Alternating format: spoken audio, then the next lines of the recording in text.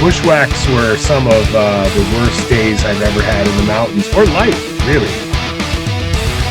Whereas Panther Mountain is totally opposite. It's a mountain on top of a crater. I think the weather challenges on this incident were particularly difficult. It was really the development of New York State. Catskills were responsible.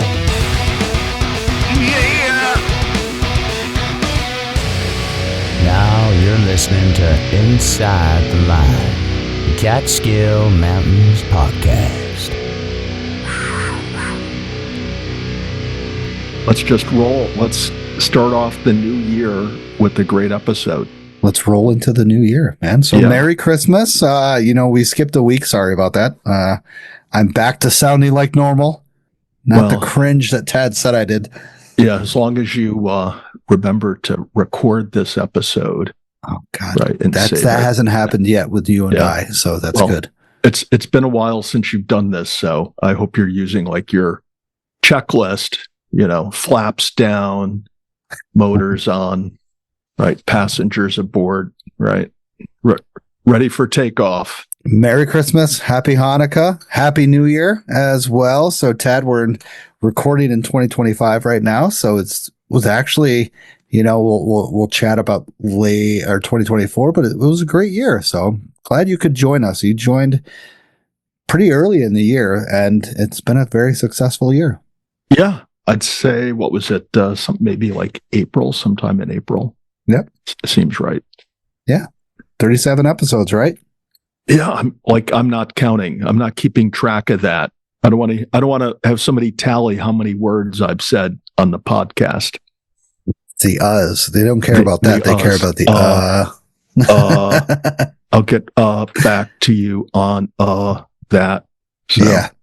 I'm a little rusty because we haven't done this in so long. I had to dust off the equipment here, figure out what chords went with what. I think I've got it down though. I think I'm ready to rock and roll. To be honest, I think this is the first time we took a break since you started. You took a break. I was ready to go, right? I'm like a union guy. Every Tuesday, 7 p.m., I'm locked and loaded. So. Nice. So yeah, it was a much needed break. We both were occupied doing stuff with the New Year and Christmas. So I had a great time with my family. You probably did too. All your daughters were home, correct? Yeah, it was the first time we had a full house for quite some time, and it is always a pleasure to have my daughters here. We had a good time. Nice. Do you guys reminisce of what you did in the year and stuff like that? How crazy your one daughter is? Well, they're both crazy. The younger one just graduated from nursing school in May, started a job in August, and she's on the overnight shift, and she'll come back in the morning and she'll tell you the stuff that went down overnight, and how she'll be in somebody's room for half an hour, 45 minutes, just in that chronic crisis, battling whatever's going on, and injecting and putting this in. It's nuts. And just to think that she's only been out of school a little while, but that's, she took her schooling seriously. She went to a good school, and now she's out there doing it and having an exceptional time. And then the older one was home for about a week. I dropped her off at JFK on Saturday night. And on the way down and the way back, I was reminded of our hikers who drive up from Long Island, the boroughs, or even New Jersey, and how that drive is just hell. It's just, you really have to want to get out of the city bad to go through that. And these folks leave at 3 a.m., 4 a.m. Maybe the traffic's not so bad, but it's just a long haul. So at any rate, the older one she's climbing in the Virgin River Gorge right now. Sport climbing, if you know anything about climbing. She's got a project down there she's working on. So Virgin River, is that it's Arizona, I think. Oh wow. Yeah, it's southwestern. So it's warm enough there that she's able to camp out overnight outside. I used to live down there, and really? I remember down in Phoenix, it would be 60s, 70s, but then up in Sedona, which is, 60, 70 miles away, would be snow covered. Yeah. But awesome. That's fantastic. Good for you. You must be proud. Yeah, I'm proud of both of them. They're good kids, good young adults, I should say. Good. Congratulations. Yeah. My family just came, my brother came over from Massachusetts, and we just had a good old family Christmas and such like that. New Year's, we really didn't do that much for New Year's. I mean, well, we'll talk about it later. Went to Bramley Mountain, and then we went rollerblading. We did some rollerblading, and it was fun. Indoors? Yeah. Indoors, of course. Wow. Especially with the crazy weather we've had up here. It's just indoors. So we talk about 2025. We're in 2025 now. Do you have any goals, Ted? Goals for 2025 or resolutions for 2025? Either or. Okay, goals. Yeah. Let me tell what is goal for 2025. The mere fact that I'm thinking about what my goal is for 2025 means I have no fucking goal for 2025. Okay. Putting that out there. I'm just, going to get through another year, have as much fun as I can, and do good or do right by others, and just have fun. Yeah. What is my you want to hear my resolution, or you want to do what your hiking goals are for 2025? No, go with your resolution. We'll go with full on Tad right now. Yeah, I'm hogging the mic. That's one of my goals for 2025 is to hog the mic every Tuesday night. Okay, so I'm putting that out there. So my resolution for 2025, I have been doing some research on energy products, trail food like Cliff Bars, that come in packaging that is biodegradable, because most of this stuff comes in these Mylar or foil packages, which really aren't recycled. And so I want to get away from using that. So I'm researching that. But my real resolution for 2025, I want you to make sure you're firmly seated. Both feet are planted to the ground. Your seatbelt's on. What is my goal for 2025? You ready, Stosh? Definitely. Okay. So you heard of Occupy Wall Street? I have. Yeah, you heard of like 10 years ago. Yeah, Occupy Seattle. Remember that? I remember, yep. Okay. So I figure I'm going to do this starting on the summer solstice to get some a head of steam going, to get some people behind me. I am going to do an Occupy project in 2025. Are you ready? Are you ready for what my Occupy project is 2025? Yes, you are. Ready? 2025, starting on the summer solstice, I want to get as many Catskill hikers and leftover hippies from the Woodstock Festival as I can to occupy Double Top. I was seriously going to say Graham and Double Top. Yeah. Graham would be too easy for the authorities to come there and try to haul us off. But I think definitely we should reclaim, like that kids game. Was it King of the Mountain? We should reclaim Double Top in 2025. So I'm throwing that out there as my New Year's resolution. Occupy Double Top. ODT. Yeah, I like it. Yeah, I think we should get some t-shirts, some hats, maybe like get a couple tattoo parlors to, come up with some tattoos. People can get, whether it's t-shirt or other swag, tattoos, whatnot, and meet me on the mountain. I've been reading some crazy stories about the Goulds. Oh yeah, with my new books that I've had, so it's pretty interesting stuff. All right, yes. Are you going to bring back the history segment? Are we going to? I do have a lot of history, so we might tonight. I'm thinking about bringing back in the history because I've been reading the book that my mother got me. So excellent.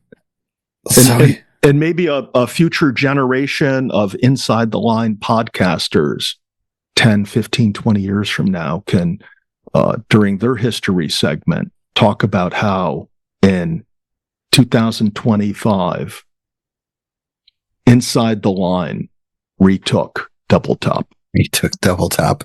Yeah. I don't know about that, but you know what? All right.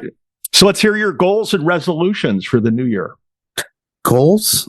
I just want to, like you said, have fun, be like jolly and merry, and just pass out that positive vibe. But also, I'm looking to go back up to like New Hampshire and Vermont and complete some high peaks and stuff like that. Finish my 3,500 winter, because I haven't done that yet. I have the long hikes like left for winter, like, Big Indian Fir, North Dome Sherrill, Lone Rocky, Cornell Wittenberg, stuff like that, which is Wittenberg. I can't believe I haven't. It's just weird stuff that I have left. I just want to get out more and hike more. And we have a lot of decent plans for 2025 so far. I mean, even just for the month of January, but hopefully get the podcast a little bit more out there, even though I think we're doing really well for the area, for the Catskills, considering we're up to 5 listeners now. Is that what you're saying? At least. Awesome. Yeah. Cool. So, I mean, that's good. So my goals are just to keep kind of like flowing and have a good time, like always. And, no personal resolutions, like you're not going to give up listening to Barry Manilow or something like that. Now going more in the death metal. Yeah, but you're still going to listen to Barry Manilow. I don't even remember who that is. It's really like, oh my god! It's like I'm going to do a post. I'm going to pull up a picture of you and post it to some Barry Manilow song. Isn't he some like 40s, 50s guy, New York City stuff? Oh, I think he was popular in the late 70s, early 80s. Yeah, I'm going to call it glam rock. Barry Manilow, glam rock, early glam rock. Yes, I think he was the pioneer of glam rock. Nice. We're going to bring, if he's still alive, I'm going to have him do a special on Double Top. He'll be one of our performers. So sounds good. Sounds good. So, Tad, did you have any? Well, I'm going to go off with this one because I had some good times. So, favorite hikes of 2024. It's tough. It's very tough. But, I got to admit, my presidential hike, my hike of the Presidential Traverse was absolutely just mind-blowing, beautiful weather. The peaks, people were great. Just everything flowed so perfectly. And I couldn't top that off, as that was my number one. And unfortunately, it's not in the Catskills, and even my number 2 wasn't in the Catskills. That was Mount Mansfield in Vermont. Just, oh yeah.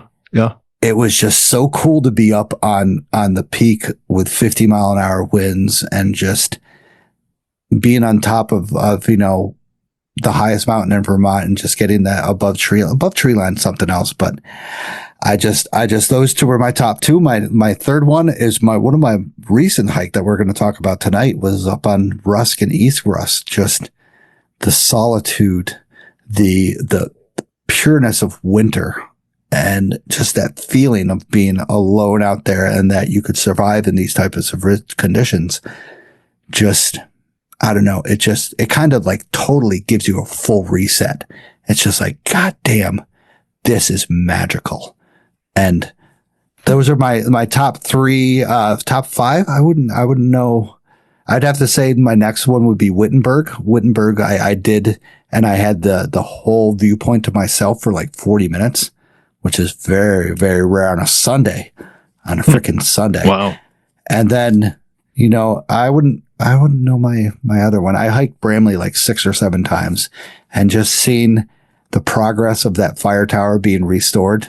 And then we did it a couple days ago, just seeing that popped up and ready to go, and having one final thing to get going is just really cool. It's really, really cool to see, and a really good feeling to see that the community has come together to bring this forward and stuff like that. So, those are my top 5. Sorry that the first top 2 weren't in the Catskills. I feel bad.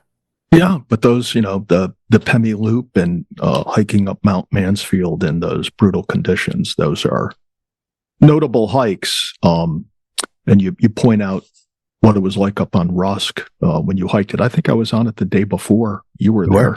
Yeah, I hiked what I call the Hunter Loop, Southwest Hunter, East Rusk, and it was divine up there. I mean, there was plenty of snow. I actually had snowshoes on most of the day. I think from 2,800 feet and above, I had the shoes on, maybe 2,600. It was a good day. It was cold.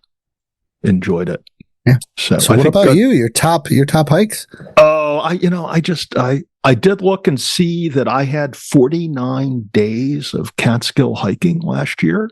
Wow. And if you were to ask me to pick a top 5, I could not do it. I might be hard pressed to populate a list of the 5 worst hikes I had in the Catskills last year. No, I had a lot of great hikes. I was on Panther yesterday looking over to Plateau, and more specifically in the Warner Creek relief that goes up Plateau, and reflecting on Danny Davis and I the day we hiked up that this past fall. That was an epic hike. We went from there over to Older Bark, Little Rocky, and back to our start point. It was just a fantastic day, but that's just one of several ultimate or great hikes I had with him. I hiked a couple times with my daughter last year. Those were all fantastic. I will say that I did 2 outings with Mike Kudish. One was the one you were on. And we crossed that bog. I don't know how far across it was, if it was 150 yards, 200 yards. But this 81-year-old guy going through the thickest brush you can imagine. I mean, he was taller than him. He's wearing a yellow rain jacket. You can't see him. And remember how we were wearing those, wader-styled boots that go up to your knees, and they would sink down into the muck. And when you went to pull your foot up, your boot would almost get pulled off because it was sucked into the mud like that. And here's this 81-year-old guy slowly making his way across, right? Having a good time. I thought that was a fun hike. And then I did bear pen with him. So any outing with Mike Kudish, I think, is got to be a favorite hike. Whether you do 1 a year or 10 a year, they're worthwhile. I'll also say, I did hook up that one time with Matt Smith. It wasn't a hike. We did trail maintenance. Yep. I think we covered 4 or 5 miles that day, and it had me feeling good for quite a while after that hike about, giving back to the Catskill hiking community. So I had a lot of good outings this past year, looking for more in 2025, although probably in June and July, I'll be stationed on Double Top. The sit-in on Double Top, and then I don't know how long after that my incarceration will be in Sing Sing for the what do they call those criminals, the serious offenders? That's probably where they'll lock me up with the murderers, the rapists, the stranglers. So you got to remember, in June we are occupied in June, in the middle of June. So what's that for the Catskill Center? No, the live show up at the Mountaintop Historical Society. Oh, okay. Yeah. So that'll have to be before the 21st when we start the Occupy Double Top. ODT. ODT. And we'll get that what's that company that's flying in people from Wyndham, from New York City to Wyndham? Yeah. We'll get them to fly them us to the top. I've already spoken to them. Sweet. Yeah, we're going to have 2 pads, 2 helipads. So as one's taking off, the other can be landing. Nice. The logistics are down. I've got that pretty much nailed in. We've been working on it for some time, frankly. God, you guys in Wyndham are snatched together, man. Nice. Yeah. I'm glad that's working out. So good. Awesome. Yeah. It's you've had, I saw your stats and I was kind of jealous. So I was like, I'll see how many miles I did. How many? You said you had 49 hikes and how many miles? Over 400 miles, right? I had 454. Now that's only in the Catskills. I did hike a few other places, like in my backyard in the Gunks. I had some mileage there. I had 21.x up in the Taconic Ridge Trail. Wow. Yeah. So I was, in over 500 for the year, but just in the Catskills, I did 454. And, like I said, even hiking Panther yesterday, stayed on the trail the whole way. It was a fun hike. I liked it. Nice. Nice. So and maybe hikes like that are good because they bring back memories of those times you hiked them before, when it was like, wow, that was an epic hike. So as I'm going up Panther yesterday, I'm thinking, wow, I remember the time I came out of the woods and stepped onto the trail here. So yeah, wow, nice. So. Yeah, well, awesome times that we've had in Catskills. We'll talk about that a little bit later as well. So, do you have suggestions? We have top 5 hikes, and then you have top 5 suggestions for the listeners. Yeah. So I came up with the list for those of you who are still trying to make a resolution or goal for 2025. I came up with a list of 5 things to consider. Number 5 on my list. Take 5 on every hike. Yesterday on Panther, because there was virtually no snow, I saw a lot of trash. I easily collected 10 items going up and coming down, hold them off. So take 5 on every hike. That's number 5. Number 4, take a friend or a family member on their first Catskill hike. I think that's a good goal to have for 2025. Number 3, volunteer a day for trail maintenance with Matt Smith and the Catskill Trail Crew, or anyone else that's doing trail maintenance in the Catskills or elsewhere. It'll leave you with a really good vibe. Number 2, closing in on number 1, but number 2 is buy us 2025 hard ciders. Jesus. That's a little bit extreme. Oh, come on. And if you can't do 2025 hard ciders, we'll take 25. Okay? 25. Let's go up to 26, one every other week. That's not bad. Okay. And remember that the stuff goes back into the Catskills. If it doesn't go into the show, it goes in the Catskills. Yep. Stosh takes all those hard ciders, throws them into his backpack, goes out on the trail, cracks them open, and pours them out back into the Catskills. That's what we're talking about. One for my homies that listen to the show. And number 1 on your list of goals for the year 2025, listen to the show, rate the show, tag the show. Listen, rate, and tag. Yeah, share the show. No. Doesn't matter. Hey, and those are great suggestions, Tad. Thank you. And, once again, everybody, thank you for listening to the show in 2024. It was a great year. And we'll bring some of that stuff back in a little bit when we do the topic of the night. So wanted to get a little news in here as well. So Governor Kathy Hochul announced that extensive construction project on Route 17. So anybody that comes west into the Catskills, that many of the bungalow collies in the Catskill Mountains, the project will add lanes and improve congestion. So the governor announced that the scoping report on Route 17 has been completed, and they now have the go-ahead to continue with the construction project that will cover the area from Interstate 87 in Orange County to exit 113 Route 209 in Sullivan County. So I don't travel much on 17 unless I go to like Red Hill, Peekamoose area or Moortown, the Goshen area. So I didn't think there was much congestion until you get more to the Monticello area, and then it kind of tapers off. So where's 113? Exit 113. That's for Wurtsboro. Okay, so like, is that past Monticello? No, right? No, that's east of Monticello. It's basically once you cross heading west, you go over the Gunks, you come down into the Basher Kill, And that's Okay. where exit 113 is. Oh, I see it now that I'm looking at it. So it's not. It's more the hardcore Southern Catskills. Not even.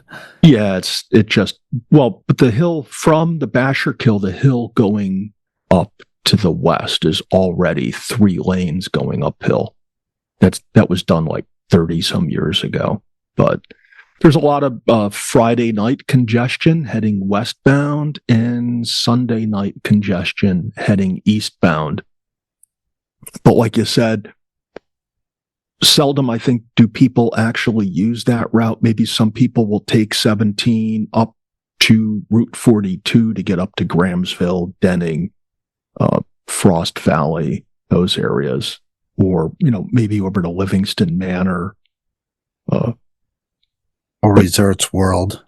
Yeah, Resorts World. Where they have Tesla charging stations. They don't have those there. No, they don't. No. Yeah, it's outside of Monticello, not in the rich people of the resort Catskills. Yeah, but this is something the state of New York is going to throw a ton of money into, adding that third lane in each direction. What do you think of that? Like, we're not frequent travelers on there, but do you think it's like we should throw some money somewhere else, or do you think that's actually a good idea? I think what they need to do is throw their money into mass transit. Yeah. And it seems like they have been improving Route 17 beyond kind of like you said, the Grahamsville area. Beyond that has been improved ever since freaking the 90s. Anything beyond going west towards that is absolute shit, like the stuff. But Monticello, Liberty area has always been 3 lanes, congestion 2, 3, 2, goes back and forth. You can fly along that area. So yeah, when I moved out to the Hudson Valley and I would drive 17 back to Chautauqua Lake in the summers, going through the Parksville area, it was a 2-lane road in each direction, but there wasn't restricted access. There was no on or off ramps through that segment. And you actually had a couple traffic lights along the way. And slowly but surely, the state has been eliminating those non-conforming areas to bring the 17 up to the New York or to the international or federal, not international, the federal interstate standards. But this isn't part of that, adding the 3rd lanes in the eastern part. But it'll arguably help out some people who come up from Jersey or New York that are hiking in the southern or western Cats. So you checking out some of this recent stuff I added to the list? I do. Like, you added this and I was like, what the? I don't remember this. That's why, did you see my face? Yeah. Yeah. Okay. So recent rescues and stuff like that. Tad entered this and I don't remember seeing this. So on December 24th, 6:45 p.m., Raybook Dispatch, of course, received a call from a mother concerned about her son not hearing from him from days. 7 forest rangers responded to coordinate search efforts of the Washington County Sheriff's Department.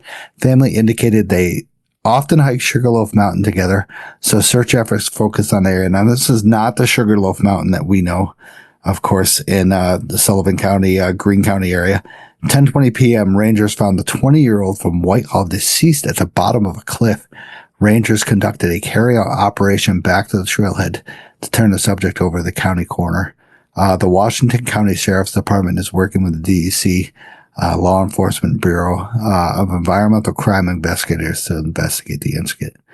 Wow, I don't remember hearing about that. I must have skimmed over that. Wow, that's scary. Yeah, that's crazy. The kid's missing, 20-year-old man, missing for 3 days.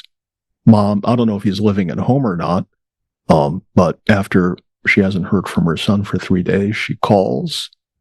DEC goes out and finds him at the bottom of a cliff. Sugarloaf Mountain up in Washington County. The southern Adirondacks, correct? Yes. Okay. Yeah, not one of the high peaks, though. Must have been something with, traction or something like that and slipped.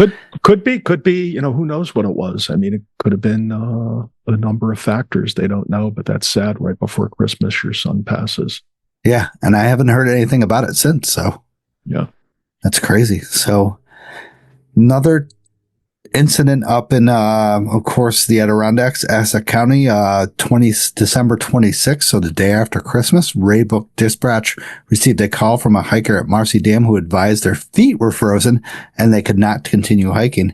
So Rangers Securo and Rooney located two 18-year-olds from New Jersey, probably parked in a shitty way. One of them was barefoot, not to judge anybody. Jesus.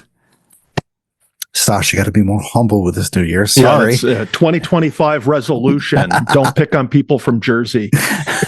So the hikers' boots and socks were frozen. Rangers treated both subjects for mild hypothermia, provided extra layers of clothes, and transported the pair back to the trailhead. Resources were cleared by 4 p.m. So, Tad, you have hiked this area before, I believe, right? You've hiked up to Marcy? Yeah, in the 70s. Yeah. I was up there. Yeah. But you would say that the hike from the lodge to the Marcy Dam is 2 miles of beauty, nothing but flatness. Mm-hmm. So you got to wonder, what were they? They said they're boots. Yeah, I don't think they're boots. They were probably Nikes. Yeah, could have been Nikes or Keds, which you apparently don't remember or don't know of. But yeah, I'm thinking this person didn't have gaiters, right? It's how their socks get frozen. Yep. Who knows what type of footwear they otherwise were wearing, but it seems to be two 18-year-olds came up to the Catskills not knowing what they were going to get themselves into when they got here. And look what they sell for the Catskills Adirondacks. Yeah, good thing they had cell service and were able to make that call. Yeah, and so good job by the Rangers once again up in. I also find it interesting that that's got to be an area with a lot of traffic going through it. Absolutely insane amount of traffic. Yeah, and there was, and probably with a lot of experienced backcountry hikers go through there, and there was nobody there to help them out beforehand. I know I give out hand warmers all the time to people on the trail and other things. So I'm just a little surprised that there wasn't other help available. Yeah. It's, very popular area, especially nowadays with social media. It gets so much flow, but, I understand because you get to the Marcy Dam, you get beautiful views of Algonquin and Iroquois and stuff like that. It's fabulous area. But winter, it's a whole different beast and a whole different story. And I don't know why. I see Instagram posts and, I know I'm fully equipped to get to there.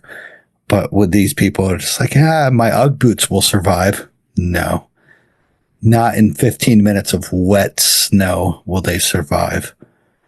But you keep going. I don't understand.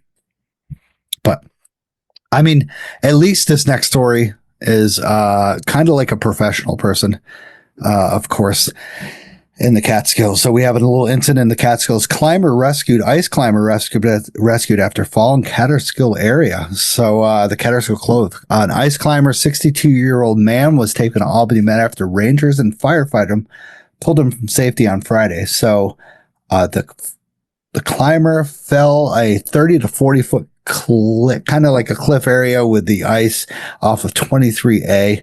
The Rangers worked with Twin Clove's technical rescue team, awesome team down in the Clove area, of course, Platte Clove, Catskill Clove. They work all along on the escarpment and stuff. I tried to get them on here. I've tried to contact them, but they're not contacting me. So, 10:30 a.m., they were treated the 62-year-old man who fell, it says a deep gorge near the parking lot used by ice climbers. So that's the ice climbers came. That's the lower area. I thought that was closed off. Don't know. Okay. So they used technical ropes and rescue equipment and extracted the man. He was flown to Albany Med. He seems to be in good health right now. I haven't heard of anything else of his injuries that have happened, but I could only suspect a 30 to 40 foot fall off of ice would be a crazy impact. Yeah, well, they took him to Albany. They didn't take him to Kingston or Poughkeepsie. So that's good. Well, they took him to a trauma. They took him to a trauma center. So it would seem that they had a level of concern that he needed that type of treatment, that type of care, as opposed to, something at a local facility. The other thing I saw was, they said he fell 30 to 40 feet. That's a pretty significant fall. Usually they have gear placed every 8 to 12 feet. So it sounds like some of his gear pulled out. Yeah, either that or he was solo. It didn't sound like he was at any other people with him. Yeah, well, if he was solo, then, did he make the call for help or not? Now, I have a friend that climbs in the gunks, and he goes out solo, and he has the equipment to self-belay and things like that. But it's, you talk about risky, when something bad happens, chances are you can't make the call. You need somebody there. Did you see the picture of his Ike's axis still on the ice? No, I didn't see that. But that's telling. Right? They have a picture of, you can see the two Ike's axes up and kind of like 3/4 of the way up the place he was climbing. Yeah. So what does that tell us? Number one, I mean, I'm not from experience, but from Joe Galvin said that he probably didn't have a good ice crew in, and he didn't have his, I would say his crampons deep into the ice that he... Yeah, and or the ice that he was pinned to with his crampons gave way. It broke. Oh, yeah. And, when he couldn't hold on with his hands, and probably his gear was screwed in, and part of the ice that either broke when his feet came out, or when he fell and it, put the load on his gear, it pulled out on him. So a lot of things can happen, man. Ice climbing is probably more, it's got certain elements of danger that you don't have in sport or trad climbing, but it's something you need to know what you're doing, and you should definitely be out there with somebody when you do go out. Exactly. And we talked, I talked with Joe a while back. I think he was episode 101 or 102, like Joe was. And he, said that experience is what you need out there. You need to go out with a guide at first, and then at second, at third, at fourth, at fifth, just keep going out there with friends that know what they're doing, just because it's such a risky sport, because, you fall, not even 10 feet could be a crazy impact on your health. Just you hit your back and you get knocked unconscious. Yeah. So crazy. Good job by the Twin Cloves, probably the firefighters and the Rangers as well. So hopefully, I've been talking with the Rangers. We might get some on here. So I've heard some Ranger activity. They said they would like to be on the show, which I was. Well, it's the place to be. I know, right? Yeah. So speaking of winter conditions, so hypothermic hiker rescued by helicopter in New Hampshire's White Mountains. So we hear this all the time. So temperatures up on this mountain were in the 20s. Winds were blowing above 30 miles an hour. So that's below zero. We're talking about clouds emitting and snow squalls. So he had to be rescued at 8:15 a.m. on Thursday. It looks like December 20th. On Little Haystack Mountain in Franconia Ridge. The hiker called 911 and reported that his limbs were frozen and he was hypothermic, could no longer move to the several feet of snow. Coordinates placed the hiker at about 1,000 feet off trail and about 4,300 feet in elevation. Fishing game, conservation officers, and volunteers with the Pemi Valley Search and Rescue Team responded and began climbing the Falling Waters trails from the north at about 10 a.m. The call was also made to the National Army Guard in hopes that they could airlift that it could be formed. The weather was good enough, but when they arrived at the air at 10:45 a.m., the cloud cover only allowed them to get within a quarter of a mile of the hiker before they had to turn back. It landed them at Cannon Mountain ski area for a safer window. Now, later on, the rescuers took an hour to cover the 1,000 feet of bushwhacking from flood and water trails where the hiker was located, and they finally reached him at about 1 p.m. So just think of that right there, that the guy made the call at 8 o'clock. They arrived around the area at 10:45, but they couldn't find him until 1 p.m. So that is 5 hours right there that you have to be alone in the backcountry. And this is up in New Hampshire. So let me ask you, do you think he had a whistle? No. Unless it was built in on this pack, no. Yeah. And that really can't qualify as a whistle because those ones aren't all that great. Yeah. I carry like a 50-cent whistle with me. No matter where I'm hiking, as domesticated as it might be. And it's a great way to allow somebody to, pinpoint where you are when they're in your vicinity. You should just blow the whistle. Mm-hmm. And it would seem that this guy didn't have a whistle. He also started his hike the night before. He was going up to catch the sunrise. And it seems like he didn't check the weather that well, because that wasn't the right night to go out to catch a sunrise the next morning with 30-mile-an-hour winds.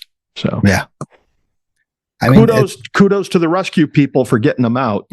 Yeah. They said they found him. They reached him at 1 p.m. Of course, extremely hypothermic, and they gave him warm clothing, fluids, and placed an emergency sleeping bag around him. So that warmed him up. Around 3 p.m., the clouds had lifted and the National Guard got to the area at 3:15. They had airlifted around a helicopter and transported him to Littleton Regional Healthcare before 3:30.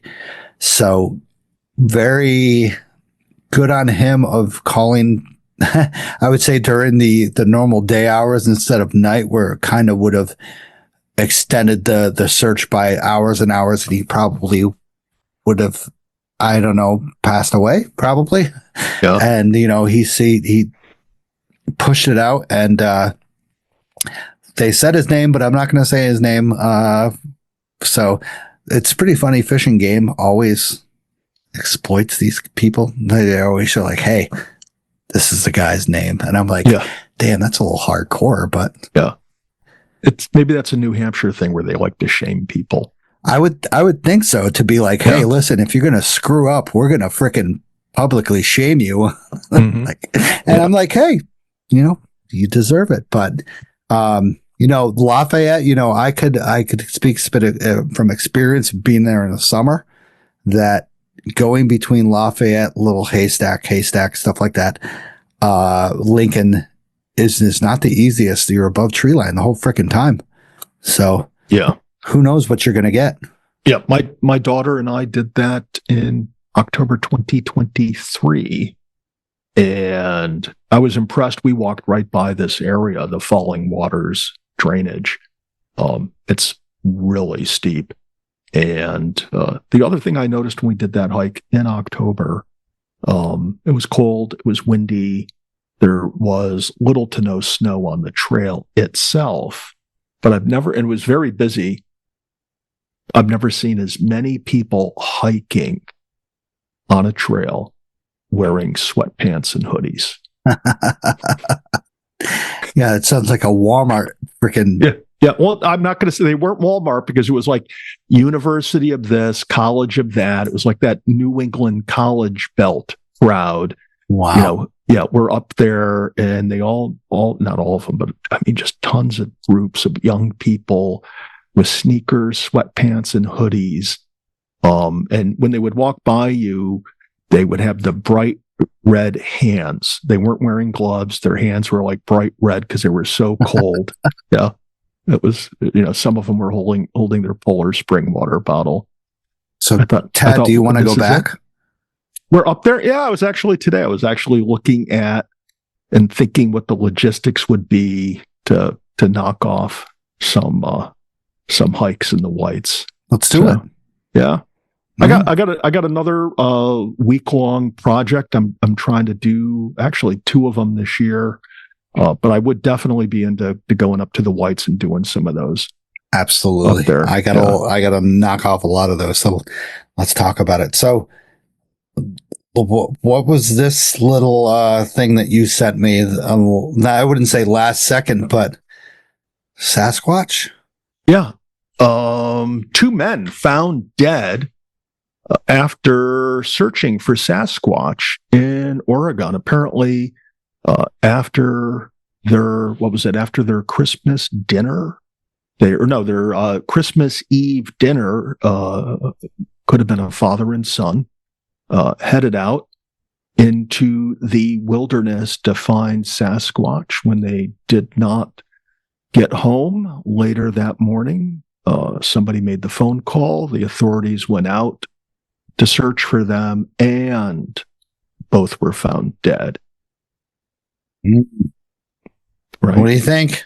Yeah, I said, so the article says, as of now, the deaths of the two men are considered accidental, though an investigation into the specifics of the case is ongoing. Now, I found in another article the following. While Bigfoot sightings are frequently reporting, concrete evidence remains elusive. Right? They don't say that there is no concrete evidence. They say the evidence that there is a concrete but elusive. And then this is in Skamania County, even has a law protecting Sasquatch. You see that? I'm not making this up. No. Skamania County even has a law protecting Sasquatch, penalizing harm to the creature with fines and possible jail time. Wow. This is Oregon, right? Yeah. Can you imagine that the local county legislative branch went through all that's required to enact a penal provision to fine and or imprison somebody who harms Sasquatch? So now the question is, what is harm to Sasquatch? Maybe denying his existence should be considered harm. Right? Jesus. That's certainly hurtful. Wouldn't it be hurtful if, if a friend of yours said, oh, Stosh, he doesn't exist. Stosh is gone, right? That's harmful, hurtful to you, right? True. So Sasquatch, if you deny his existence, is that harming? Should you be fined or imprisoned? I don't know. But these two guys went out. They didn't go out looking for Santa. They went out looking for Sasquatch, apparently froze to death or something else, and they didn't come home. Interesting. Yeah.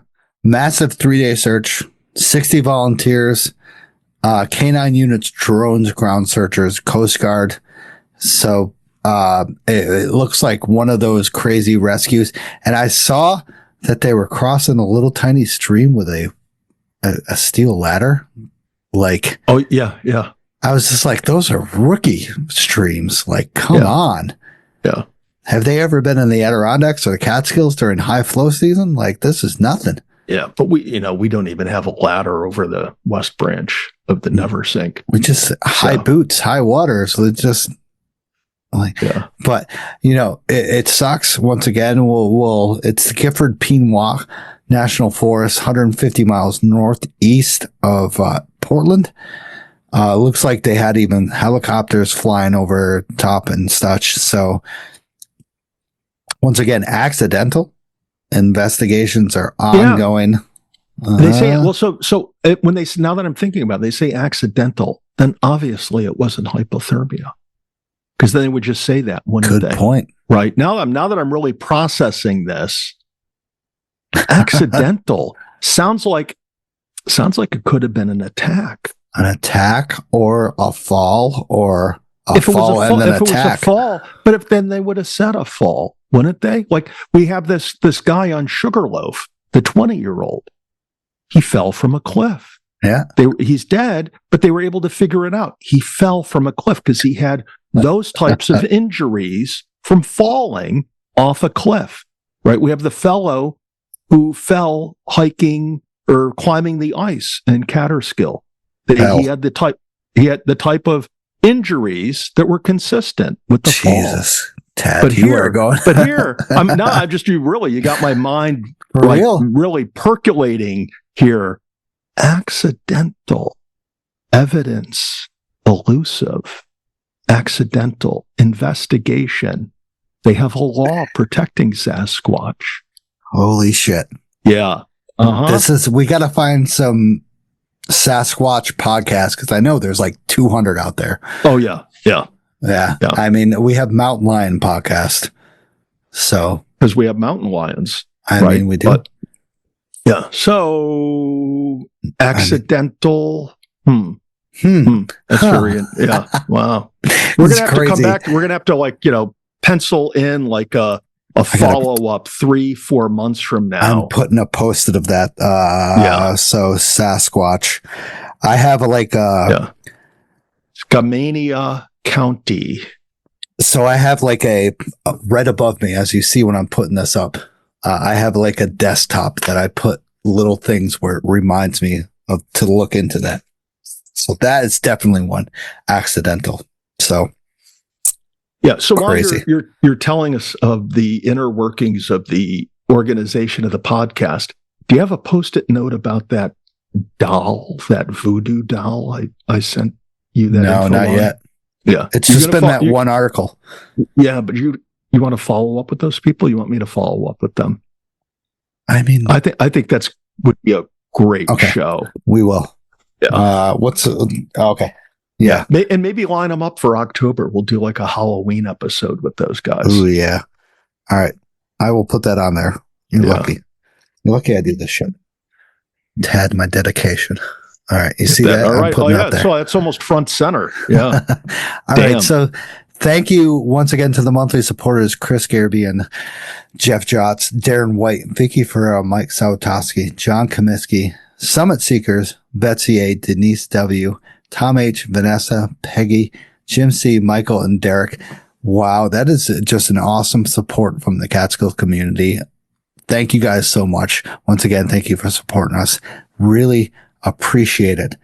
Also, thank you to the sponsors of the show. Outdoor Chronicles Photography.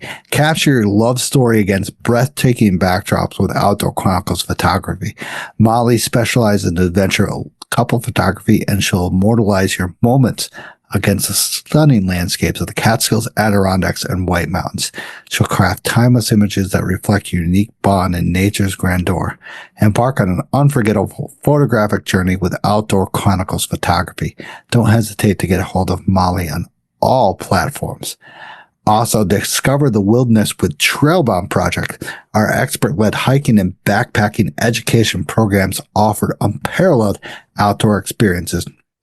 Whether you're a beginner or seasoned adventurer, join us to learn essential skills, explore stunning trails, and connect with nature. Start with your journey today with Trailbound Project Unlocked Wonders of the Great Outdoors. They teach so much stuff. Wilderness first aid, wilderness first responder, bushwhacking skills, anything. Check them out. They are totally worth it. Scott and Joe are amazing people who respect nature. And Joe and Scott were on a couple episodes, actually. So check them out. So once again, Hardsiders mention the podcast on one of your hikes through social media, and we'll chat about it on the show and buy us a hard cider to support the show and support the podcast and support the Catskills. So all that was mentioned in this past week was Tom. Who's outdoors? Tom was up on Bly Mountain. So pretty good hike. I know that there are some nice areas to the south that you can get a good view of the southern part. Mm-hmm. But I'm not going to say where. Of course, you got to find that for yourself. Do it yourself. But Tom, thank you for being out at Bly. He said something about he didn't go over to Bear Pen because it was nasty conditions and he didn't want to participate anymore. And I understand that. Yeah, I think of the two, Bear Pen, and putting aside the snow cover, Bear Pen's the easier to get up and down. Of course. Yeah. And I heard there's fresh snow over on Bear Pen today. I would think so. To be honest, I sent you a picture of it freaking snowing here in Oneonta. We're at 1,200 feet. So I was totally unaware that we were supposed to get snow. It was just supposed to be rain, and all of a sudden it's snowing. Mm-hmm. Upstate New York. Yeah, that's what it's known for. Indeed. So Tom, glad to be outdoors. Anybody wants to tag the show besides me and Tad, we always tag the show. So also rate the show. Yeah. Once again, I'd have to say we're a pretty decent show.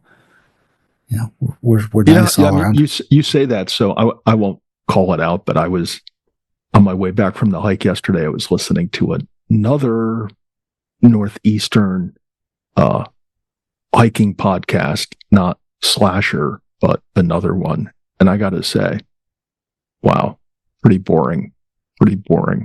So I'll have to get in some inside info after this. Yeah. I gotta admit, we're fun. We have a good time. Yeah. We flow all over the place. Yeah. That's why it's 2+ hours. We're all over the place. I know.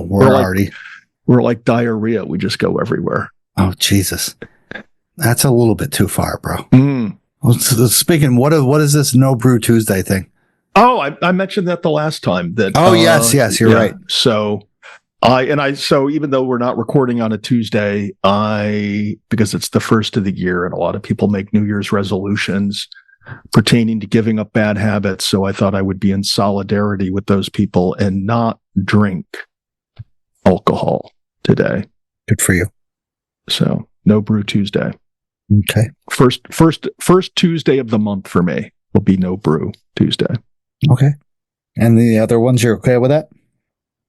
Yeah, it all depends, okay. But I'm just, I get it. Some people, it's, recovery is a big step for them, and it's hard to stay, on the wagon, and they very deserve support. So I feel that it's important to support those people. Good call. I'm sorry to say I'm not doing No Brew Tuesday. That's Wednesday. All right. That's so all right. 9-pin cider, which is from Albany. Absolutely fantastic ginger cider. First time ever trying 9-pin from Albany. Oh, yeah. So it's really good. I almost was going to pick up some cider today when my wife and I were out shopping, and then I reminded myself that I committed myself to No Brew Tuesday, and I'm sticking to it. Sticking to it. First Tuesday of the month for me. Thank you for sticking to it. Yeah. So previous hikes, Tad, I got to go with mine first. I'm sorry. All right, do it. So I previously went like 2 weeks ago, East Rusk to Rusk. Absolutely phenomenal day started out with 0 degrees at Spruce and Trailhead. I was the only car parked there. I was very surprised. 9:30. I arrived at 9:30. That's a little late for me. And I was the only one there, and absolutely phenomenal. Bare booted it up to the junction. And then from the junction, bushwhacking over to East Rusk to Rusk, use snowshoes, because I saw a faint trail going with snowshoes. So I was like, you know what? Gotta put them on, don't want to be that asshole. And it was a great idea. And it was just one of those days of where everything was clinging to the trees. There was rime ice above, I would say probably 2,800 feet. And the skies were pristine blue. Probably did not reach above 0 degrees when I got at the trail junction, and was hitting, as what I heard, -18 when I was at the canister with wind chill. And I gotta admit, that hike, somebody previously broke trail, but they went around the peak of East Rusk. So I went up to Rusk and I summited because it was just, 35 feet away from where they were. And then I was like that kind of person who kind of veered a little bit off course going down Rusk, because I was East Rusk kind of has that flat plateau where you can go kind of to the north, and then all of a sudden you're like, oh crap, I'm a little bit off trail. I'm a little bit off the call area, and I did that. And I caught back up with their line, and then all of a sudden it was just smooth flowing from there. And it was just one of those days where you're just, like I said before, it was just a total reset, a total mind-blowing experience that you're humble. You're glad you can do this stuff. And it's just phenomenal. The only time that I kind of had a little bit of a difficult time where I thought it was cold when I was at the canister. I was signing in, and my warm tea fell over, and I actually lost like half of it. And I picked it up in the snow with my hands, and I was like, "Shit!" Like, I'm cold. Like, my hands are cold right now.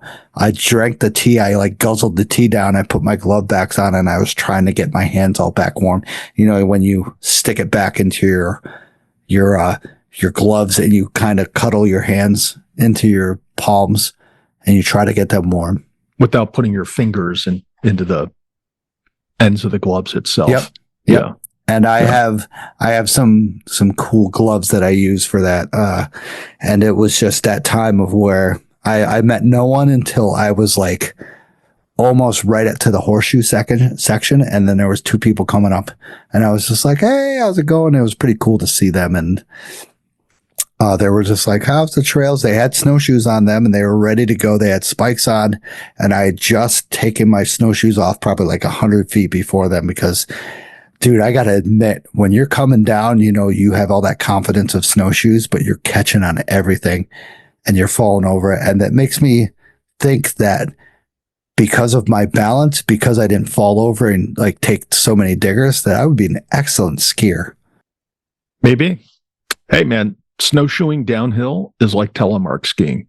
The steeper it is, the deeper the snow it it becomes more and more like tele skiing. Okay. So cool.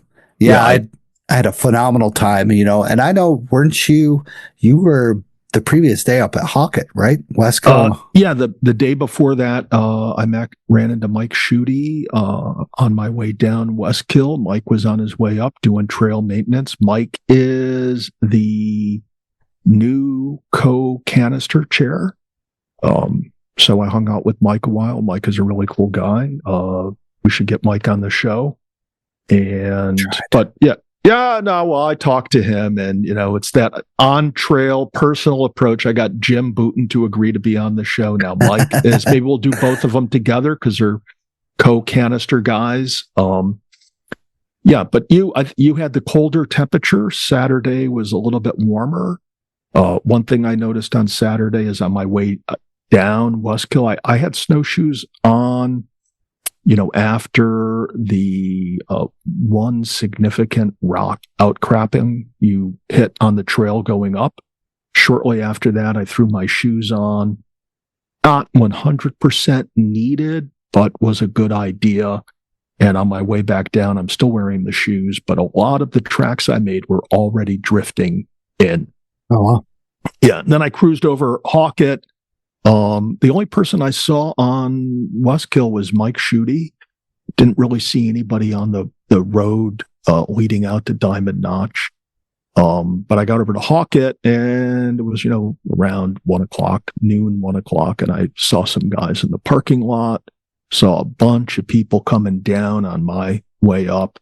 It seemed colder over there. There seemed to be more snow, and the trench, and I stayed in the trench the whole way up and down. But the last people I ran into on my way up were coming down, and they were using those little glissading sleds, right? A little plastic disc. It's maybe 24 inches across, has a plastic handle. You put the handle between your legs, the disc under your butt. You sit down, you go downhill. And the benefit of somebody doing that before you hike up the trail is it gets packed down so hard. But on my way up Hawkett, I could have used spikes all the way up, but I put my shoes on just for the fact that I was able to use those televators that cut some of the grade out on the way up. And then on the way down, it was so firm, I just threw on a pair of spikes. And I was really skating on the way down. I mean, I was sliding almost with every step. I think one time I probably with one of my feet, like a tele skier with one foot forward, the other one back, I probably went 20 feet in a slide. Wow. It was so packed down and so steep. And that was fun. It was a really good hike, and enjoyed it. But then since then, I did, last Friday, I did Mountain Beacon with my one daughter up to the old rail station and then over to the fire tower. It was an interesting hike. You run into a very, very different crowd over there. And yeah.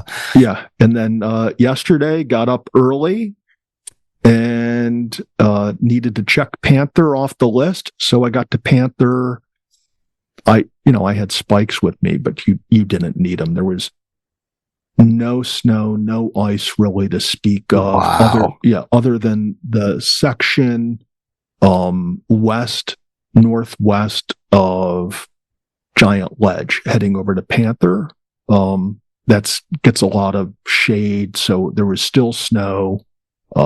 Post holes were frozen in, but it was snow. It hadn't converted into ice, so I was able to get through there bare booted the whole way up, bare booted the whole way down, ran into a bunch of hikers on the way, on my way out, that were heading in.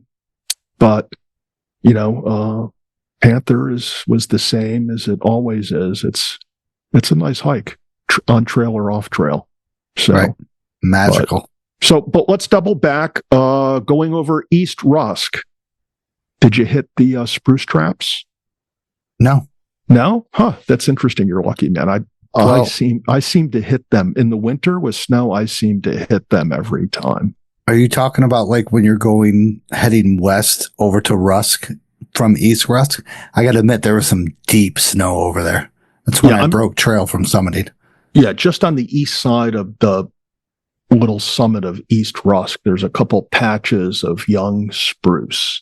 Oh, okay. Yeah. I know what you're talking about. Yeah. I always, no matter I would say 2 feet. Yeah. So it's not like you're going to hit any significant spruce traps, but yeah, they're passable, but it's an annoyance, whether it's spring, summer, winter, fall. I got to admit, one thing that sucked that day was my shell, my Helly Hansen shell. I got a little stick caught in and it ripped a freaking nice 3 by 3 inch hole into it. So you're going to have to tape it? I'm going to probably either tape it or get a whole new one. I'm going to tape it with some duct tape probably first. Yeah, that's why when I'm bushwhacking, I'm not going to say it's cheap. It's like $100 Patagonia shell. But if you're bushwhacking, you're in cover and this thing is thin, it's got a hood on it. And, after a couple of years, if I have to throw it away, it's not so bad. It's not like I have hundreds of dollars invested in it. So, but you did say you had tea on Rusk. You drink hot tea in the winter? I do. I try. That hour and a half drive really lowers the tea amount, but like the temperature. But towards the top, I got some nice warm tea to warm me up a little bit. And it's, a lot of people wonder with that temperatures, 0 at the trailhead, you get higher up, it gets colder. What were we wearing? And, I got to admit, it's simple. It really is. Like I had my wool socks with my waterproof boots, my Merrells. I had a thermal, pair underneath of pant legs that were just basically like Reeboks, I would say. And then my nice kind of windbreaking pair of pants. They were, Fall Raven pants. And that was, the only thing that I would say that got cold during the whole time was my hips, my front hips that were hitting the wind the most time. Underneath my chest, I had a Mariana wool shirt. I had my, I would say it's a sort of wool sweater. And then my shell up top, my Helly Hansen shell. And then that's it. And then gloves and stuff. Like I never threw on 2 pairs of gloves or stuff like that, like hardcore. It was just that you kept moving and you kept kind of staying warm. You kept that thermal regulation. Yeah. So in terms of your base layer up top, you said it was wool. What was it, like a 100 weight or something thinner than that? 100 weight, I would say. Yeah, it's a thicker stuff. Okay. And then the wool layer over that was even thicker? I wouldn't say that's thicker. It's a Bergeron. It's from New Hampshire. Mm-hmm. It's just kind of, it says it's like a summit sweater, would say. So I just kept that on. Yeah. And then I would never have to even my Helly Hansen, my outdoor shell kind of blocked everything, I would say. Mm-hmm. And the only time I got really cold was when I was up at the top at Rusk, signing into Rusk. And, it was windy up there. It got windy as heck. And, my hands started getting a little cold from signing in. Mm-hmm. And I seriously didn't. I usually do a ridiculous quote, but I was just like, no, I'm a little cold. I gotta start getting down. And then my thermos fell, and I was just like, what the? I headed down. Yeah. So so that hike, I had a thermos of hot cocoa. Have you ever brought hot cocoa on a hike? I should start doing that instead of tea. I should do hot cocoa. Yeah, I have forever been bringing tea on winter hikes, hot tea. Okay, and sometimes it's like in the afternoon, it's barely lukewarm, but at least it's not frozen. Mm-hmm. But it's giving you no caloric value unless you're putting honey in it, sugar in it, or something else with calories. If it's just tea, there's no calories in there. So I decided, actually, I got the box I actually put it away. But I bought a box of like Swiss Miss, just a cheap bulk box of hot cocoa, and I'm putting it in my thermos. And I'm telling you, it's divine, man. When you drink this stuff, you feel like a little kid. Remember when your mother would make you hot cocoa in the winter? It's the best, man. So yeah. My message to you, Stosh, and all winter hikers, bring hot cocoa. It'll put a smile on your face, no matter how down you're feeling on the trail. It's good stuff. So even with that, Alex, buddy I've had on the show, he, Disturbed, get up, come on, get down with the sickness. Get up, come on, get down with the sickness. You ever heard that song? Instead, he says, get up, come on, get down with the Swiss Miss. And he buys us Swiss Miss for Christmas.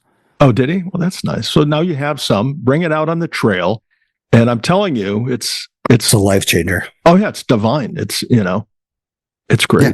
And recently, Jessica and I went up Bramley Mountain 2 days ago, a day ago, on December 31st. And it was freaking 50 degrees. Beautiful. Yeah. No snow, no ice, nothing. I was just like, I was blown away just by how insane a difference it is. And today I can look outside my window and I see snow on the ground right now. Yeah. So, it's white. And the problem is, I pulled a bunch of gear out of my pack for Beacon. I actually brought a different pack up Beacon. There was no point bringing my full winter kit. And then, so yesterday I was doing Panther. I pulled a lot of stuff out of it, because I just wanted a quick hike. And now you got to remember to put all that stuff back in when you go out. Because exactly this weekend is going to be, yeah. And if you want, I'd be down. If you want to do the 6 on Sunday, I'd be down for doing the 6. I don't know about the 6, dude. Come on. I don't even have to do that.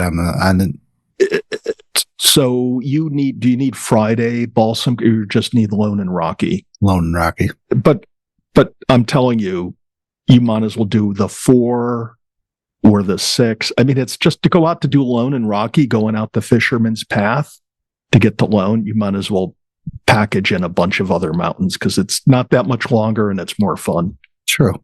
So True. You think about it, but I was going to reach out to Davis and see what his plans were. But if this is, in my view, depending on how much snow they get, this is a perfect weekend to do the 6. We'll have to see. Yeah. So cool. Glad we both got out to the Catskills. And once again, volunteer 3500 Club, Catskill Trail Crew, Catskill Mountains Club Visitor Center, Jolly Rovers Trail Crew, Brother Mountain Fire Tower. Volunteer wherever you can. They are probably making up their schedules as of now. They're not doing anything yet. So get together soon. I'm trying to lower this. So weather forecast. We got a little crazy weather coming on here like last time. So we have some snow coming on tonight, which is recording on Wednesday, January 1st. And then looks like Friday and Thursday and Friday, we'll be getting into absolute colder temperatures. 14 degrees high on Friday with a low of negative 15 into the night. Friday, Saturday, and Sunday, it looks like the high will be 12 degrees with a low on Saturday night of 22 degrees below zero. So this is the time to bring your extra gear and to check it out. So going to be crazy out there. Yeah, and as you give this forecast, I'm looking at the Bel Air mountain cam, and it's snowing there now, although lightly. Nice. Yeah. Nice. All right, so we'll do the last set of sponsors. Tad, I'm sorry. Catskill Mountain History we'll do next time.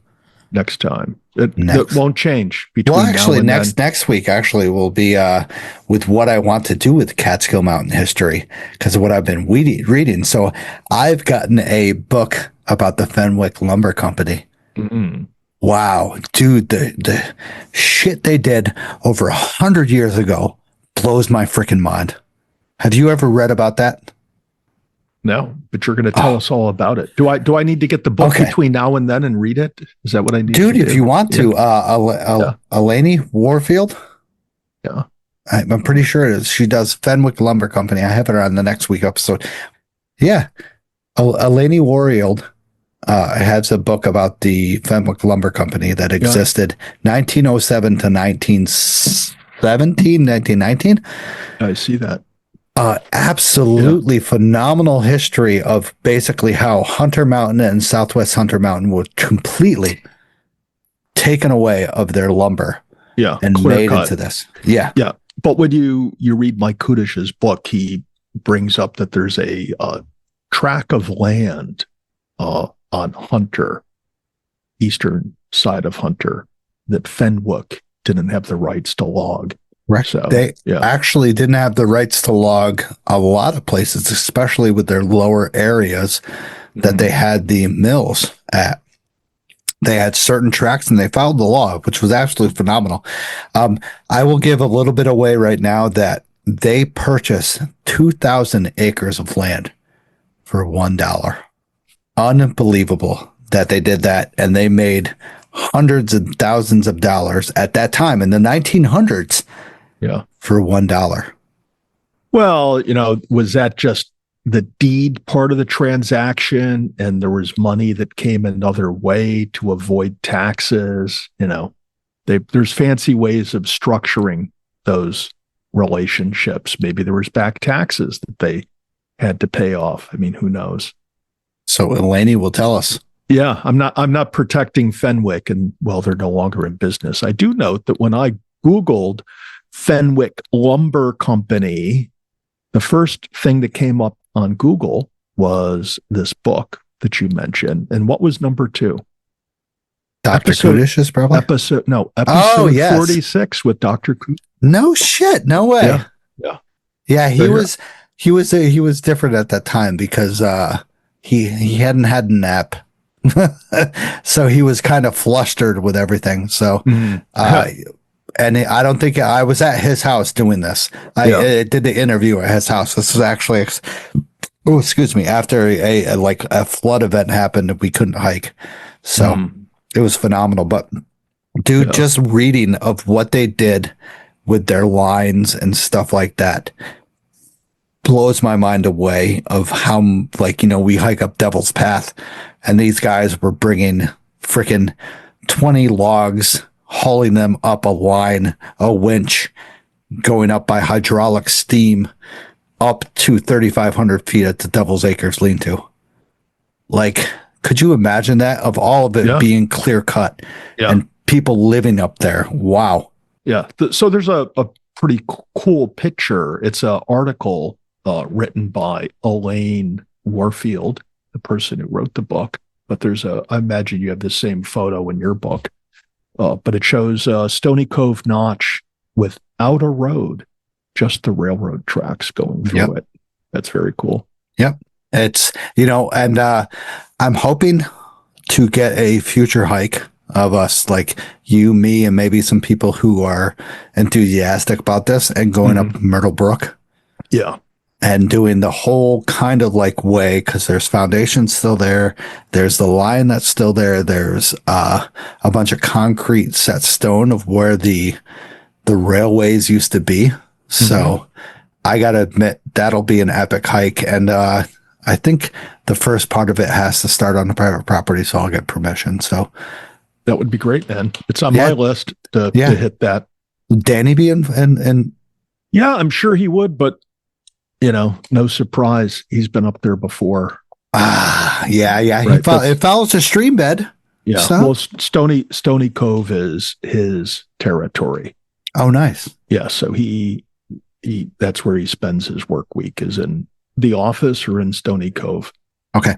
So he'll be up there and he'll be lecturing us on that stuff. Yeah. So gotten a bunch of books over Christmas about the Fenwick Lumber Company, 2 books about Jay Gould, 2 books about how he was a crazy person on Wall Street and how he manipulated a lot of people. I can't wait to dig into those books. Hopefully we'll get... He's a real shyster. Yeah. It's crazy. I've gotten like 30 pages into it. I'm like, Jesus. Like, he was 15 years old and he was already a surveyor for freaking like Prattsville and Roxbury and stuff. Like, wow. Yeah.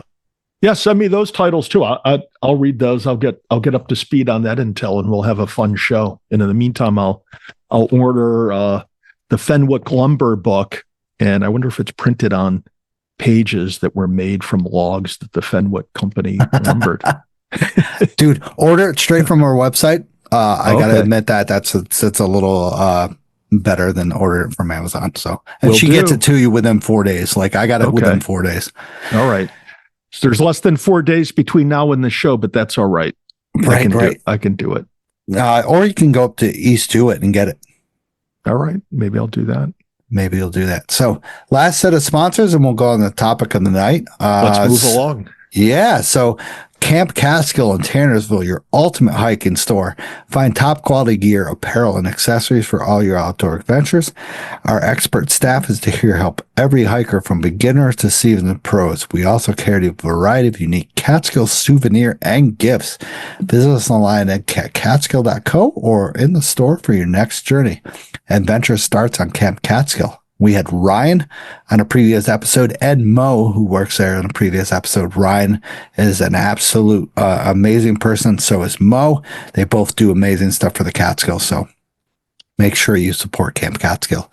Also, discover the beauty of the Catskill Adirondacks and Hudson Valley with Scenic Route Guiding. Our expert guides to ensure a safe, unforgettable hiking experience tailored to your skill level. From breathtaking vistas to hidden gems, or if you're just peak bagging to simple day hikes, we'll lead you to the best spots and back. Book your adventure today to explore nature's wonders with Scenic Route Guiding. Check them out on all social media platforms. Also, if you mention the podcast, you can get 10% off your next guide. Use the code MOUNTAINLINE. Sarah has been on several episodes, so check out her stuff. She is an absolute phenomenal person, a phenomenal guide, and her ladies do an amazing job. And I'm pretty sure Sean is on there, her ladies as well. I don't know. Very weird situation. So, also, if you want to embark on a transformative journey with Another Summit, take Another Summit, and they are dedicated to serving veterans and first responders with free outdoor activities. Activities like walks in nature, paddling, hiking, and even backpacking. Join Another Summit for the supportive community to rejuvenate in nature and embrace. Experience camaraderie, adventure, and healing at no cost. Take your next step with Another Summit and ascend to new heights of resilience and joy. Apply today at anothersummit.org. All right, Tad. So let's finally get on to the topic of the night. Let's go. 2024 recap.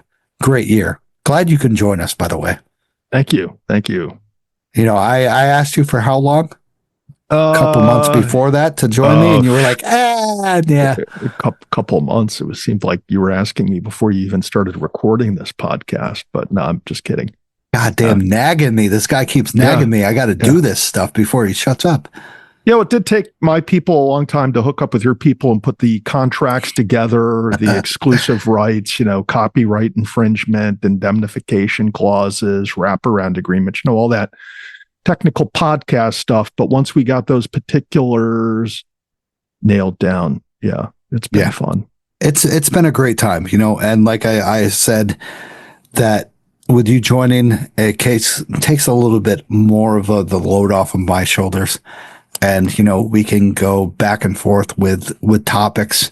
Of course, you are very knowledgeable in the Catskills. I would say a smarter person than me. I'm a goofy person. I'm the fun guy.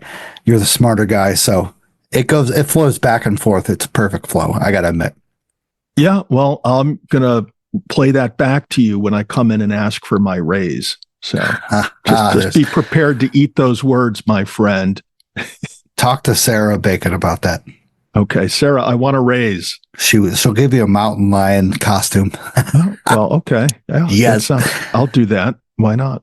So 2024, we had a pretty good year with with events in New York State. Pretty crazy events. Climate change, of course, is happening. We can tell that snow is less and such, and there have been crazy instances. We had a crazy aurora that happened with all throughout New York State that everybody saw. Tad, I know you weren't awake at that time, but I went out and I saw that. It was phenomenal. Beautiful time. There was an earthquake. Did you feel that again? Did we talked about that? Yeah, I remember that. I was sitting at home working when that happened, and then we talked about it on the show. A little jolt, and you're like, what the hell was that? Yeah, it was my second time on the East Coast feeling an earthquake. Wow, it's great. When was the last time you felt that? Can you reminisce about that? I forget the year. It was maybe 2016, 2017, something like that. The funny part about it is I was sitting in a conference room having a conference that was somewhat adversarial, and the people on the other side of the table had presented a point in the negotiations, and I was a little upset with that. And I said something that was rather brash and crude and designed to upset these people. And I kid you not, no sooner had I finished saying that, this guy starts to stand up and the whole room starts to shake. And I thought, this is how pissed off this guy is at me. That he's like shaking the table. Turns out it was just an earthquake. Just an earthquake. Yeah. Wow. It was very wild. And then we had the solar eclipse. I went all the way up north. I went up to the Finger Lakes to do the full solar eclipse. And unfortunately, I got clouds cover. But, I enjoyed that with Darren and his son, Alex, and a bunch of our other friends. And we got to enjoy that as well. I don't know, Tad, did you do anything for the solar eclipse? Yes. Mrs. B and I hung out in the backyard and watched it, and we reminisced back to when we saw the eclipse in, 2017? We were out in Oregon, dropping our oldest off as a freshman in college, and so here we were X number of years later, and our youngest was graduating from college, and it was kind of like a big section or chapter of our lives was coming to an end. So it was very cool. Wow. And so, what can we take from these experiences that we had in 2024?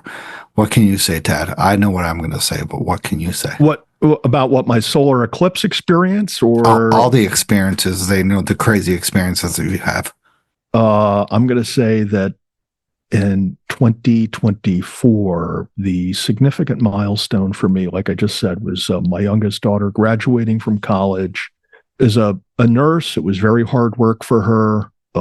She took it very seriously. And it was like, for my wife and I, it was very satisfying. And so I've got this great photo of my wife and I that my wife's sister took at the graduation of my wife and I. And you can, from this photo, you can just see like the jubilation, the joy in our faces. So that was 2024, as I'll remember it. It's kind of a great feeling as a parent. You get both of your kids set up to do what they want. They don't have any debt. They both have college degrees. The one's off rock climbing and the other's off nursing, and they're both very happy. That makes me happy. So. Nice. You know what I can say is that I would say take that time off to do the things that you want to do. Do not give that time back to your company that you work for. Have those experiences and do those experiences, because you will remember that time that you did the solar eclipse or you watched the aurora, and you will not remember those times that you were back in your freaking company working your hours. So yeah. So we know Jack Kerouac has something he says about that, but I listened to a podcast on that long and lonesome drive back from JFK Saturday night. They were interviewing the fellow that wrote this book called Dying with Zero. Have you heard of the book? I have not, but I will write that down to get it. Yeah. So I'll send you a link to the podcast. And his whole thing is that people go through their life accumulating wealth, and not necessarily accumulating experiences. And so when you die with all this wealth, but it ain't worth nothing to you because you're dead, right? So his point is that you need to design your life around, or at least this is my take on it, design your life around accumulating these experiences. And your plan should be to die with zero. Like, don't leave an estate that gives away millions of dollars to your heirs. Take them on a vacation now. Like, I look back, my family and we went to Ireland a couple of years ago. Man, was that money well spent? Right. So what would be better? Me keeping that money in the bank until I die, and then 2 checks are written to my daughters, half to each of them for, what we spent on that trip, or going on trips like that during our lifetime. So this is where I back up my daughters and what they want to do so they can have quality experiences. And I'm at a point in my career where I have the luxury, for the most part, of deciding when I want to work and where I want to work. So yesterday I had a very intense work day on the 31st, but I was able to package all of that in from like 2:00 to 6:30. And in the morning, I took off from the house, went up and banged out Giant Legend Panther. So nice. See? So yeah, you got to live your life that way. I mean, the office will be there. Another job will be there. If I was in my 40s and I didn't have children, I would quit my job, sell everything, buy a van, and I'd do the van. Look at my daughter. I mean, she was home for a week, and a lot of our parent friends have a hard time processing the fact that our daughter will say with a straight face, she lives out of her car. Okay. I mean, that's a lot easier when you're 20 years old than not 40. Yeah.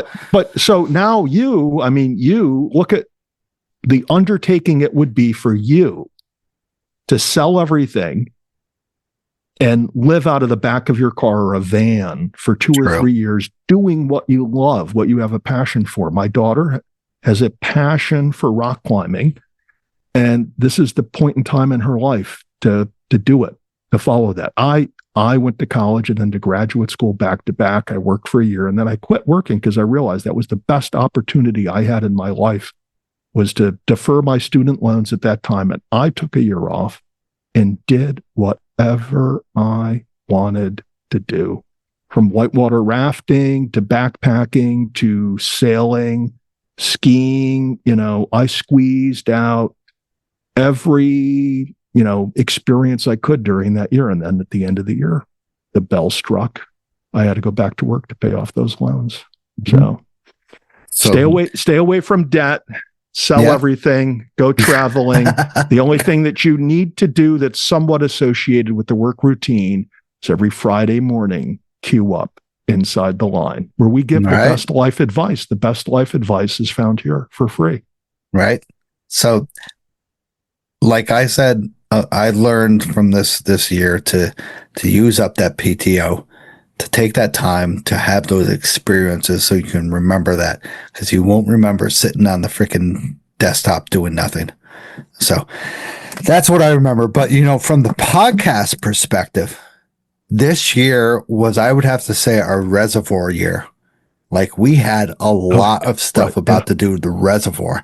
It was an absolute phenomenal year. I don't know. I think I was into the couple books, and it just got me connected.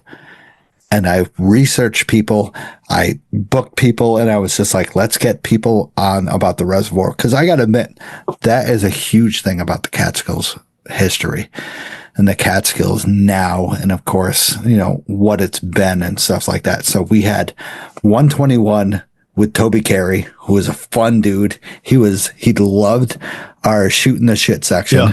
Yeah. I loved that part. That's one part I reminisce about our podcast the most, is he was just like thankful that he got to participate in that. 123, Diane Galusha did stuff about the ghost towns of the reservoirs and the areas, the ghost towns, the history of the reservoirs.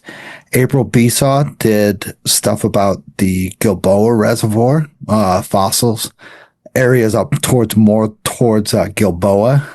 And 140, Tony Bonavist did stuff about fly fishing and of more of the fly fishing aspect of the reservoirs that was done. So we did a lot of reservoir stuff in 2024. Yeah, well, as you pointed out, the entire Catskill region, inside the line, if you will, would be markedly different if it wasn't for the fact that it's a drainage area, a controlled stormwater drainage area for the city of New York's water supply. Yeah. And because of that, the city has bought up hundreds of thousands of acres. There's restrictions on development. And that's why when you're standing on Giant Ledge and you're looking out over Woodland Valley, or when you're standing up on Wittenberg and looking over the Ashokan Reservoir, you don't see many houses. Yeah. And in large part, that's because the city of New York has made this the birthplace of their drinking water. Yeah. And that we had also, what's her name, from the Catskill Watershed Corporation, talking about that. Yeah.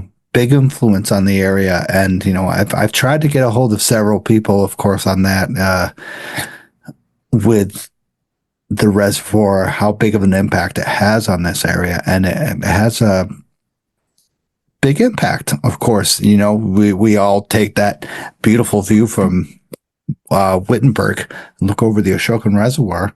What would that, it would still be a pretty epic view without that there, but you got to admit that reservoir really throws that into Yeah, and like I say, you don't have condos, townhouses, or McMansions populating that area. It's, for how close we are to New York City, it's still preserved in more of a natural state. So that's great. But if you're a local in the Catskills and you want economic development opportunities, the city of New York has snatched those up and taken them away from you. So we have some pretty crazy people up here that are fighting against that. We talk about that Woodstock development that's going on. They're doing pretty good against that. Yeah, well, those things are inevitable, but that's really not helping anybody who's local, that development. The money for a project like that doesn't spring out of Woodstock. It's money that's coming in from Connecticut, New Jersey, Wall Street. That's, a multi-million dollar project. They're hard to fund. So it's not like a couple of hippies in Levon Helm's studio or, cashing in some royalty checks and building a big development over there. And when, be honest, when these projects get built, a lot of the contractors that come in are from outside the area.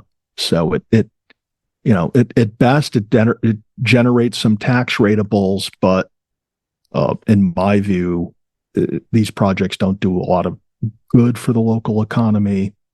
What really is better for the local economy is keeping your small businesses in your local community, whether it's retail, services, food, things like that, supporting them when you're up here, going to your local shops. I mean, that's really the core of your local economy, is the local businesses, not development. Correct. God, it's depressing. All right, let's move on to an awesome milestone, fastest known time set on the long path by Chris LeBlanc, who, what's Chickenfoot? What's his name? Yeah, chicken fat. Yeah. So he 142. He set the fastest known time from north to south, and he destroyed it while sleeping in porta johns. He actually didn't sleep in a porta john, but he really wished that he did. That was my takeaway. But Chris is a cool guy. He's a high school teacher. I, since that episode, followed him on Instagram and message with him from time to time. And who knows what he's got planned for 2025, but I hope he's successful. Yeah. And once again, that was a phenomenal episode. Episode 142. That was a good one. So let's talk about some of the regional aspects of the area of the Catskills. So this was a very crazy season, of course, in the summer with wildfires. Now it was a very dry season. We saw all the reservoirs drained out to the lowest of the lows. And then we had fires started, of course. Now we had the biggest one was the Sterling Forest, aka Jennings Creek fire, which burned over 5,000 acres. Unfortunately, one person died, which was a forest ranger, forest helper over in the area. And then we had the Peekamoose fire, which was over White House area, 600 acres of land right across from the Peekamoose Blue Hole area. Once again, stuff that we can't even think of that has happened in the past, I don't know how 10, 20 years. I mean, we have little fires, of course, over in the Gunks happen within then. And I've had a little fire over here over toward the north, but 5,000 acres. So that went 2-3 weeks. Yeah, that's remarkable, particularly that it's right along Greenwood Lake. They had an unlimited supply of water to haul out of there with the helicopters, drop on the fire, but that fire just kept going and going. Yeah. And it was a dry summer, and that's these things happen. And it's I'm sure a forester would tell us the benefits of periodic fires in wooded areas like this. And I know in the Gunks, every few years they do controlled burns there to get rid of the underbrush. So there is a benefit to small forest fires, but it was what you experienced was remarkable, being able to walk out. What was it, the Cannonsville Reservoir? Yeah, to be able to walk out into it and to see these old foundations. I mean, that goes right to the heart of the city of New York, taking people's homes away from them. You were like the first person to walk in that backyard and getting arrested. Yeah, 75, 80 years, whatever it was. No, I mean, with the droughts and stuff like that, I hopefully will be getting a hold of some forest rangers that were involved in that. We can get their firsthand perspective of that kind of impact that they had. I know they battled the Jennings Creek and, of course, the White House area. And that was a phenomenal effort, mostly by volunteers. Was absolutely phenomenal that I've seen. I saw over 200, 300 people, volunteer firefighters coming out from all areas from where I lived, over a little 100 miles away, coming down to help out battle those areas and, of course, contain that. With no structures damage, which is very, very good, with only one death, unfortunately. That was a volunteer, or not a volunteer, but a paid person of this area down in the Jennings Creek fire, which unfortunately had a tree fall on them, which is one of the devastating impacts that you have with these forest fires. And what's crazy is I saw more of this forest fire area was more of the underbrush was burned and not the trees. So I'm thinking that the trees are okay. The underbrush was completely scorched. So we'll have to see what happens in the coming time of when spring happens and such. Yeah. So one of the things I think of when I think of these regional fires and the sense of awe and wow that there was a 5,000 acre forest fire in the Hudson Valley this past year. And that, basically one entire yet smaller mountain in the Catskills was engulfed in a fire. Out west, those would be nothing. Oh, right? those would be like pea stains. Yeah. Yeah. So, they have just these raging, massive fires out there week after week, month after month, that they have, a staff of an army of paid professional firefighters that's what they do, is fight forest fires. Around here, we don't have people. I mean, we have your local firemen, your local volunteer, and then the rangers. We don't have a team of, dedicated forest fire fighters. Mm-hmm. Whether this is a thing that's going to be more and more frequent and we end up having a team of forest fighters, we don't know, but who wants to get used to that? Yeah, maybe they'll get trained a little bit more often about these controlled burns and stuff like that they'll battle a little bit more often. But yeah, once again, it's one of these crazy instances that happens, who knows, every 10 years, that, I mean, the last time we heard this within 20, 30 years, I remember them saying. Yeah, it's before my time of frequently hiking in the Cats. I mean, I don't even go back 10 years yet, but this is the first time. Wow. For me. Yeah. So, once again, give thanks to the local forest fire or the local volunteers, forest rangers and stuff like that. Hopefully we'll be getting them on the show soon. I've contacted my friend Jeff from the DEC, and he has agreed to let me chat with them. I don't think he listens to the show because I don't know. I support the DEC. I don't support New York State, though. Let's forget about that. Let's go on. So another big incident, of course, unfortunately, was a plane crash on Wyndham High Peak. So one man and a dog passed away while a guy was transporting adopted animals from West Virginia. 2 dogs were rescued alive. And as of this recording of January 1st, 2044, the trail is still closed going from the Peck Hollow lean-to area all the way up to the high peak of Wyndham High Peak. So crazy incident. Tad, you and I have been both watching this closely to see what has the investigation brought forward. And, not much. You have some pretty good information about this. So why don't you bring about your information? I guess I should have read up on. Oh, no. Do you want me to? I know I'll. Yeah. So you dive into it. I read into this a few weeks ago and I just passed on. So Tad passed along some information. So the guy who was traveling was traveling about 6,000 feet when he started to hit more of the southern Adirondacks, had some turbulence, dropped down to 4,800 feet. Now, we all know once you hit the southern part of the Adirondacks, Slide Mountain stands at 4,200 feet or roughly. And then maybe like you hit Hunter, that's 4,100 feet, and then you'll get below 3,900 feet. We'll hit the Blackheads and stuff.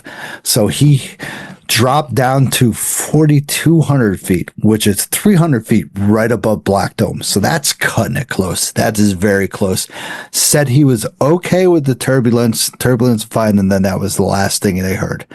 I don't know where that exactly was, but unfortunately, he crashed right in between like the call of there's no call, but it was right in the middle between Wyndham High Peak and the Pack Hollow Lean-To area. And unfortunately, that's around 3,400 feet.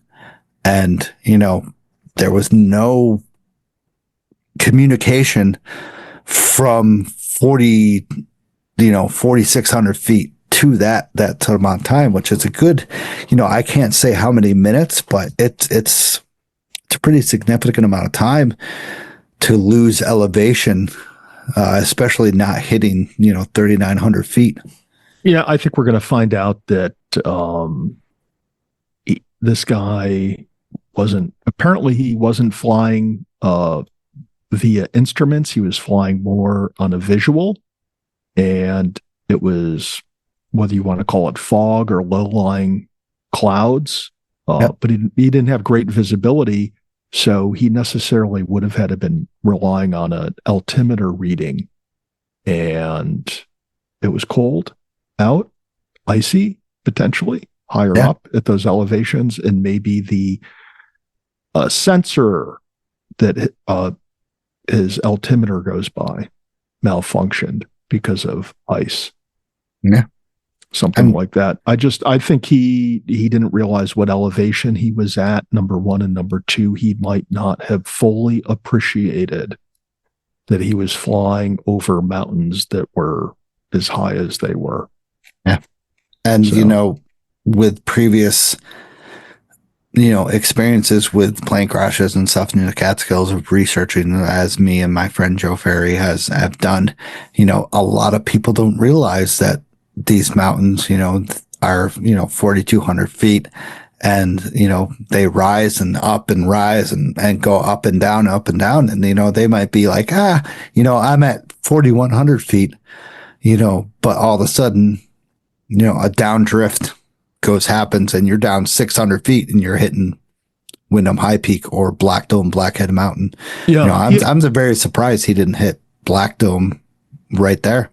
Yeah. He was, presumably he was dropping in elevation. He might have also had a problem with getting ice on the leading edge of his wing. There's, that's often a factor in these planes, but I just wonder why he was flying over the Catskills in the first place, and why he didn't head towards the Hudson River, where you can fly very low, or, head further to the west. I mean, the guy was going to Albany, and Albany's on the Hudson River. So you get a good visual going up the river. If you were over it, there's, there are, other than once you get through the Plum Point area, Storm Key Mountain, etc., down by West Point, there's no mountains along the Hudson. Yeah.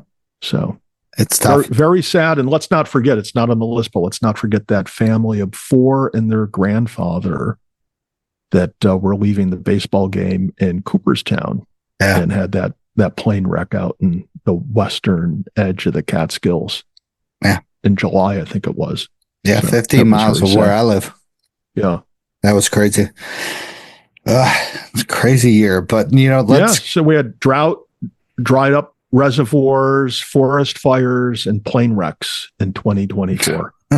Jesus. Can we get off with a little bit better note? Let's have a positive note now. So, once again, the Catskill Center's stewards engaged over 150,000 visitors in the 2024 season. So they, of course, are placed out of very good popular areas: Peakamus, Blue Hole, Catskill Falls, Devil's Path, a bunch of areas that are engaging with the the people that visit the Catskill area. Their highlights are that they collected 440 bags of trash, helped visitors avoid 348 parking citations, address ecological damage by dismantling rock dams, aka rock cairns. Freaking hate rock cairns. Removing rock stacks, rehabilitating user-created trails, and enhance visitor experience throughout the Catskills. So Jeff Centerman, who's previously been on the show, said every interaction our stewards have with visitor is an opportunity to cultivate a deeper appreciation for the Catskills' natural beauty and ecological significance. And their education has been phenomenal through the Catskills and such. And, I appreciate the Catskills stewards. I appreciate the New York, New Jersey Trail Conference stewards. I appreciate everybody who volunteers for this area because, this is not just happening in the Catskills. This is happening everywhere where hiking is getting more and more popular. And, education is key. And this is the way we should do it, either paying people or asking people to volunteer. That is the definitely way to do it. Pat's got nothing. He's just like, hell yeah. Well, yeah. Look, I support the Catskill Center. I send them a couple checks during the year because, as I've said before, they are your main lobbying effort in Albany to, highlight the needs of the Catskill region, as well as lobby for money, laws, regulations, help, support, grants, you name it. If it's good for the Catskill Center is, out there advocating for it. And then, having boots on the ground and educating hikers, that's very important because a lot of times when hikers do damage, whether intentionally or unintentionally, it takes a long, long time for nature, the wilderness to recover from that. So you have the Catskill Center and its stewards out there educating people to curb, minimize, or prevent that damage. It's a good thing.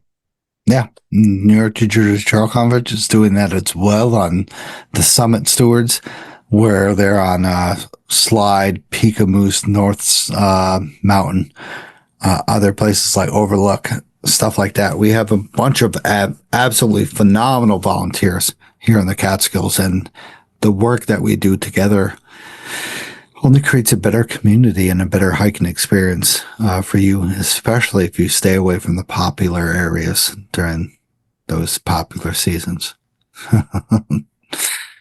Right. Yeah. This was one of the bigger stories in 2024, and it's not to do with the Catskills, but I hate to bring this up, but the New Hampshire hiker dies from exposure in the White Mountains. So Christopher Roma tried to complete the very insanely difficult Pemmy Loop in New Hampshire, but got stuck through a snowstorm halfway through it and didn't make it out. 37 years old, 2-year-old son, wife. This guy was a phenomenal athlete, did the Triple Crown. He was a hiking guide, and unfortunately the elements didn't let him complete the hike. So we take from this that it's not always worth it. That check the forecast. You might have a shitty forecast. The summit is not always worth it. And turn around when you have that gut instinct that, it sucks that he didn't live through this to tell his experience of like, hey, I was on Mount Lafayette and I felt this sort of experience of maybe that I shouldn't do this. But he went on through it, and unfortunately, he got caught in between Mount Giat and Mount Bond, which is a crazy place to get caught. And it took a couple days to get this, and it's fortunate. One of the bigger incidences that happened across the United States. Again, New Hampshire is just notorious for this kind of situation, and the East Coast is once again kind of like, I wouldn't say unregistered, but non-forgiving when we're just like, we're not the Rockies or stuff like that. But once again, we have these mountains that are unforgiving that could just take you out. Yeah, well, here's a guy who ostensibly was as equipped as capable and as prepared as anyone could be for doing that. Mm-hmm. And it was the wrong decision. Yeah. So it just goes to show you, a lot of it boils down to common sense and good judgment and luck at the end of the day. And that wasn't his lucky day.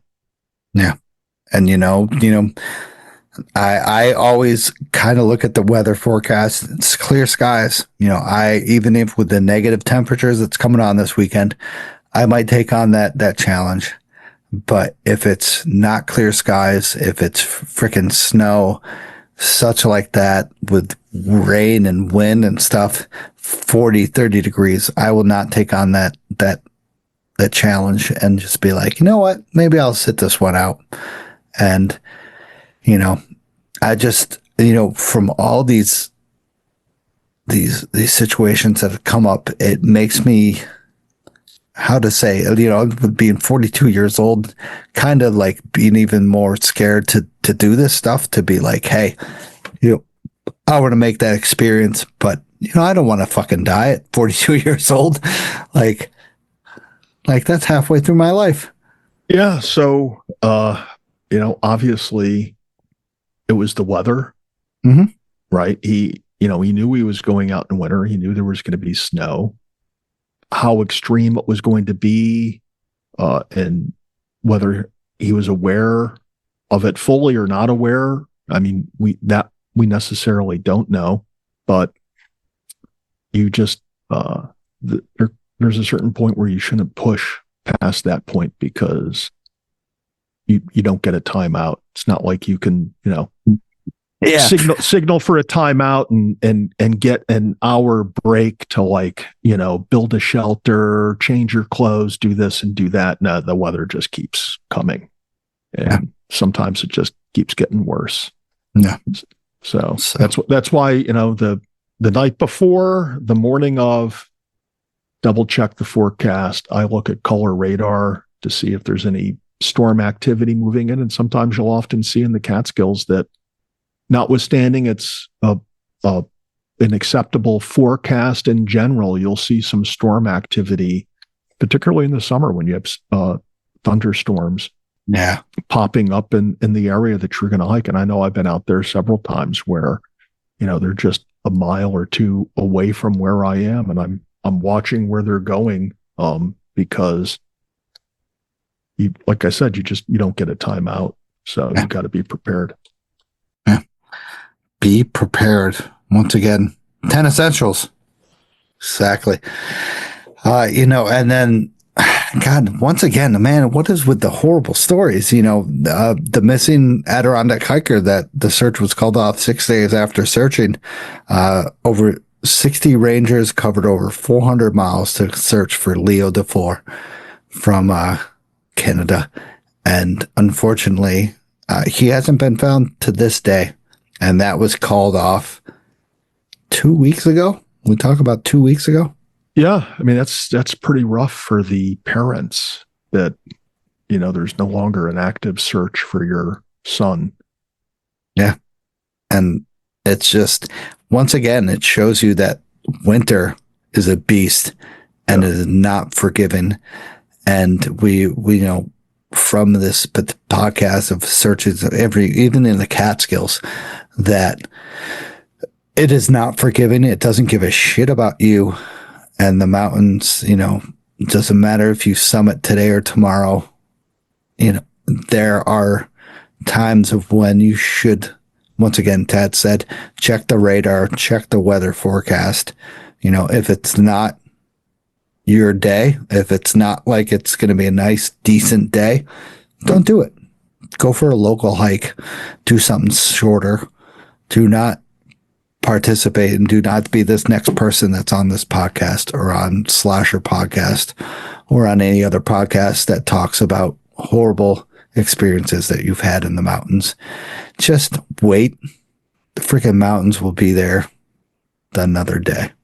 So, unfortunate instances that we've had in the Northeast within the previous year. And only my heart goes out to the parents, the family members, the sons, the wives. It's crazy. Once again, I will not do this shit, even if somebody challenges me to for freaking naked and afraid. No way. So, Tad, you want to go on with your the red squirrel stuff? And this is not the RIP for what's his name? Oh yeah. You're talking about Peanut, or you want to talk about the guy that was spray painting squirrels? The guy that was spray painting. Yeah. So I don't know if we covered this when it came out. Maybe I wasn't around then. The DEC's most read story of the year was from the town of Patterson, where there was reports of red squirrels. And when I say red squirrels, I'm talking about bright red squirrels, as if their fur had been dyed. But apparently, upon investigation, the DEC somehow traced the origin of the red squirrels to a fellow who lived nearby the park where the red squirrels were seen. And this fellow was spray painting with red spray paint the squirrels. So, Stosh, why the fuck was this guy painting squirrels with Dude, not even red that. spray paint? How the fuck was he catching these squirrels? Well, there's a variety of means, whether he was baiting them with nuts or other food and then netting them, or he had traps set out or whatever. But so he somehow was holding captive a squirrel long enough to spray paint it with red paint. Imagine that. And then he would let them loose. And why was he doing this, Stosh? Why was he painting squirrels with red spray paint? I remember maybe he was shooting them or something, or no. So it says here, the detectives interviewed him, who admitted to trapping the squirrels and painting them red in order to keep track of those returning to his yard and causing his dog to bark. Okay. So if this guy is concerned about his dog barking because there's squirrels running around, why didn't he just, when he trapped them, instead of releasing them in the town park nearby, why didn't he just take them a really, really far ways away and releasing them? And even if he did that, he still would have realized in a day or two. I mean, I would realize this without capturing any squirrels. You would never, ever be able to capture all of the squirrels that would come into your yard, right? It can't be done. So, So this fellow, the squirrel spray painter, was doing this. Hard to really explain or understand his motives, but this was the most widely read story that the DEC had for 2024, in part maybe because it was in January, so it was out there all year. Unlike Peanut was what? August, September? Yeah, August. The DEC offed Peanut. Offed. Jesus Christ, that's great. Freaking offed. Yeah. So this fellow in Patterson, New York, right, spray painting squirrels red so he could track those that had been in his yard before and his barking dogs. I don't know. Maybe his dogs were barking because the guy was just an idiot and not taking care of them. I don't know. Did they kill squirrels because they were spray painted? No, they let them live, but they kill another guy that's friggin'. So how is it that this guy, who's presumably untrained in the capture, apprehension, spray painting, and release of squirrels, how is it he could do this without getting bitten by a squirrel? But the DEC goes in to get Peanut. Somebody gets bit, they off Peanut. Right? how is it the DEC, who are presumably trained in apprehending animals, they can't do peanut, but this guy is painting so many squirrels red. He's probably all boozed up when he's doing it too, right? And he can do this. He doesn't have any problem. Maybe they should have sent him to get peanut. Right? Maybe they should say, look, buddy, we got a problem with you painting all these squirrels red, but instead of sending you to prison for life, we're going to send you to upstate New York. You need to capture this peanut, right? Spray paint him and release him. Okay. But instead, the DEC. Here's a fine. Yeah. They fined him and they murdered Peanut. Killed Peanut. And he wasn't spray painting anybody. And apparently Peanut wasn't making any dogs bark. Peanut was the innocent bystander here. So, wow. It's the insanity of 2024. 2024. Yeah. I mean, the one last thing we'll talk about is, I don't really remember reading about this, but apparently it was pretty big. Was a Catskill man ticketed after killing rattlesnake with BB gun, skinning it and eating it. Do you remember hearing about this? No.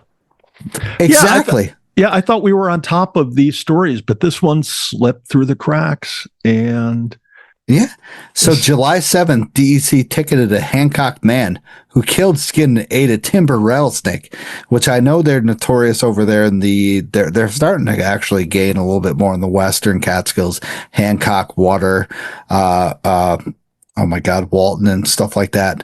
So they said, received an anonymous tip on July 4th that a man in Hancock intentionally killed a timber rattlesnake. The investigation revealed that the man had also butchered the snake with the intention of eating it. So they interviewed the man, recovered the remains of the 3-foot timber rattlesnake killed by a BB gun. Now, they confiscated the snake's remain and ticketed the man for unlawfully killing and protecting wildlife. So, they had another incident in July 2019 involving a man in the same area who ran over a timber rattlesnake with his truck, skinned it, and then planned to eat it as well. It's not the same man, but they said that they are venomous, and they were just a very, very odd instance that this guy wanted to skin it and then eat it. So good for the people on tattletaling them. Specifically, that area, they're very rare. So you say good for these people. I'm telling you, man, if I had a neighbor that was shooting rattlesnakes and eating them, I wouldn't fucking tell on him. Man. He's not the type of guy I'd want to be on the bad side of. Okay, he's got more than a BB gun in his house. He's probably got a couple AR assault weapons and other things. This is not somebody who I'm going to go, for a rattlesnake, I'm going to tattletale on him. So that slipped on our radar. He should have gone in to get Peanut. I know, right? They're like, hey, guy, you did this on. Goddamn. Send him up to Patterson. I don't remember hearing about that. So that's really odd. It's Western Catskill. So maybe in 2025, no stories will slip through the cracks here. Okay. So we'll keep on it. So, that's, I would say our recap of 2024. That was absolutely fantastic. We had a great year. So, we'll continue with the post hike brews and bites, but Tad, we're going to have a live episode in June. I think it's June 14th with the Mountaintop Historical Society. So I want everybody to put that on their radar to come on and join us at the Mountaintop Historical Society on June 14th. That's what it's so far. I will keep you up to date. June 14th. So that's a Saturday. Folks. Yeah. Okay. So we'll be with the Mountaintop Historical Society. I know Johanna and Robert Titus will be joining us, talk about the Catskill Clove area. I'm hoping to get a ranger or two in there to talk about the Clove area and their work that they've done in there. So it's going to be a big event. It's freaking 5 months away. but I'm nervous as heck. So I got to test everything out right now, just to be prepared. So June 14th, put that on your radar. Post-hike Brews and Bites. What do you got, Ted? Okay, so when I was out doing the Westkill Hawkett hike on my way through Boyceville, I stopped in Local Goods, which is just down the road from Bread Alone. I mean, we all know where Bread Alone is along Route 28. As you pull in to go to Bread Alone, instead of going to the right, go to the left, you'll hit this little place called Local Goods. It's a very interesting shop. So I swung by there a while ago and spoke to the proprietor, a fellow named Matt. He really knows his products. He's got fresh, very fresh local beer. I picked up a Pilsner from him. I was there in December. This was canned I think it was canned 2 weeks before I was there.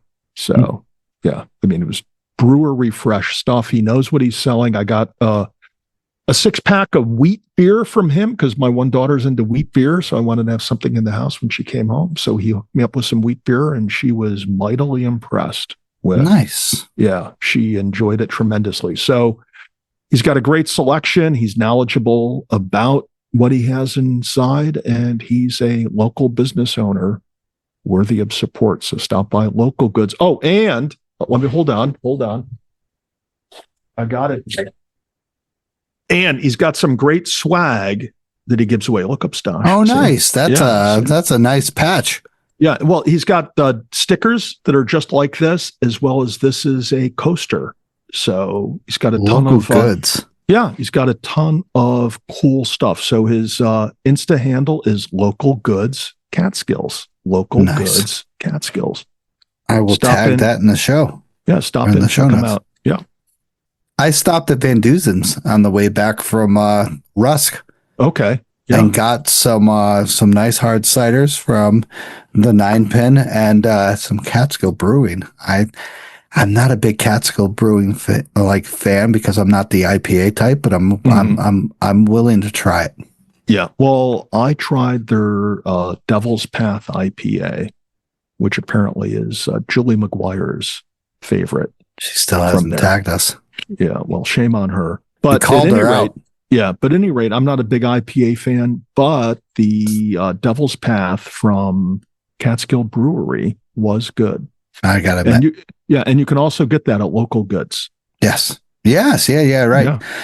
So why don't you top it off with your 2025? Yeah, so I'm sure we're going to talk this up later on, but on January 21st, continuing for weeks after that, there's going to be this planetary parade. I'm sure most of you have heard about it, but there's going to be 6 planets visible from planet Earth, including Venus, Mars, Jupiter, Saturn, Neptune, and Uranus.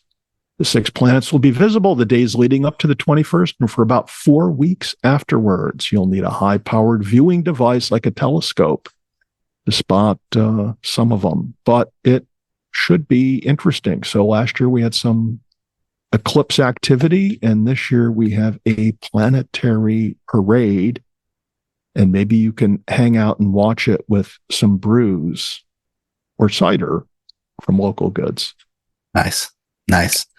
So fantastic. Awesome. I will be looking forward to that because I have a 10-inch freaking telescope that I bought years upon years ago that I haven't used in a while. So it'd be great to check out Venus, Mars, Jupiter, Saturn, Neptune, Uranus, all at one time, especially. That would be absolutely phenomenal. So January 21st and 4 weeks afterwards, we'll be talking about this within our next episodes. I'll put it in every notes. So once again, thank you to the monthly supporters and the monthly sponsors for us. Really appreciate it. Keep us flowing. Thank you to everyone who is still listening to the show. Great year. 2024 was a phenomenal year for us. Let's hope 2025 is a better year. We'll cook up with more people. We have great January booked ahead of us. February, we'll start booking ahead. And I have a great feeling about 2025. Awesome. Sounds good, brother. Tad, once again, thanks you for joining us for 2024. It's been a great experience, and I've had nothing but good times with you joining us on the show. Yeah, well, let's get out there and do some hiking now. Let's Yes. finish off your winter list. I wrote them down. I'm down for doing all these with you. Just Hell let yeah. me know. So Hell yeah. So happy New Year. Happy New Year, bro. Excellent. Thank you for joining us, and have a good night, everybody. Yep. Hey everyone, I just want to thank you for listening to the show. If you enjoyed the show, subscribe and throw down a smooth review on Spotify, Apple Podcasts, or any podcast platform that you use. You can also check daily updates of the podcast, hikes, hiking news, and local news on Facebook, Instagram, Twitter, and the official website of the show. Remember this. You gotta just keep on living in the Catskills, man.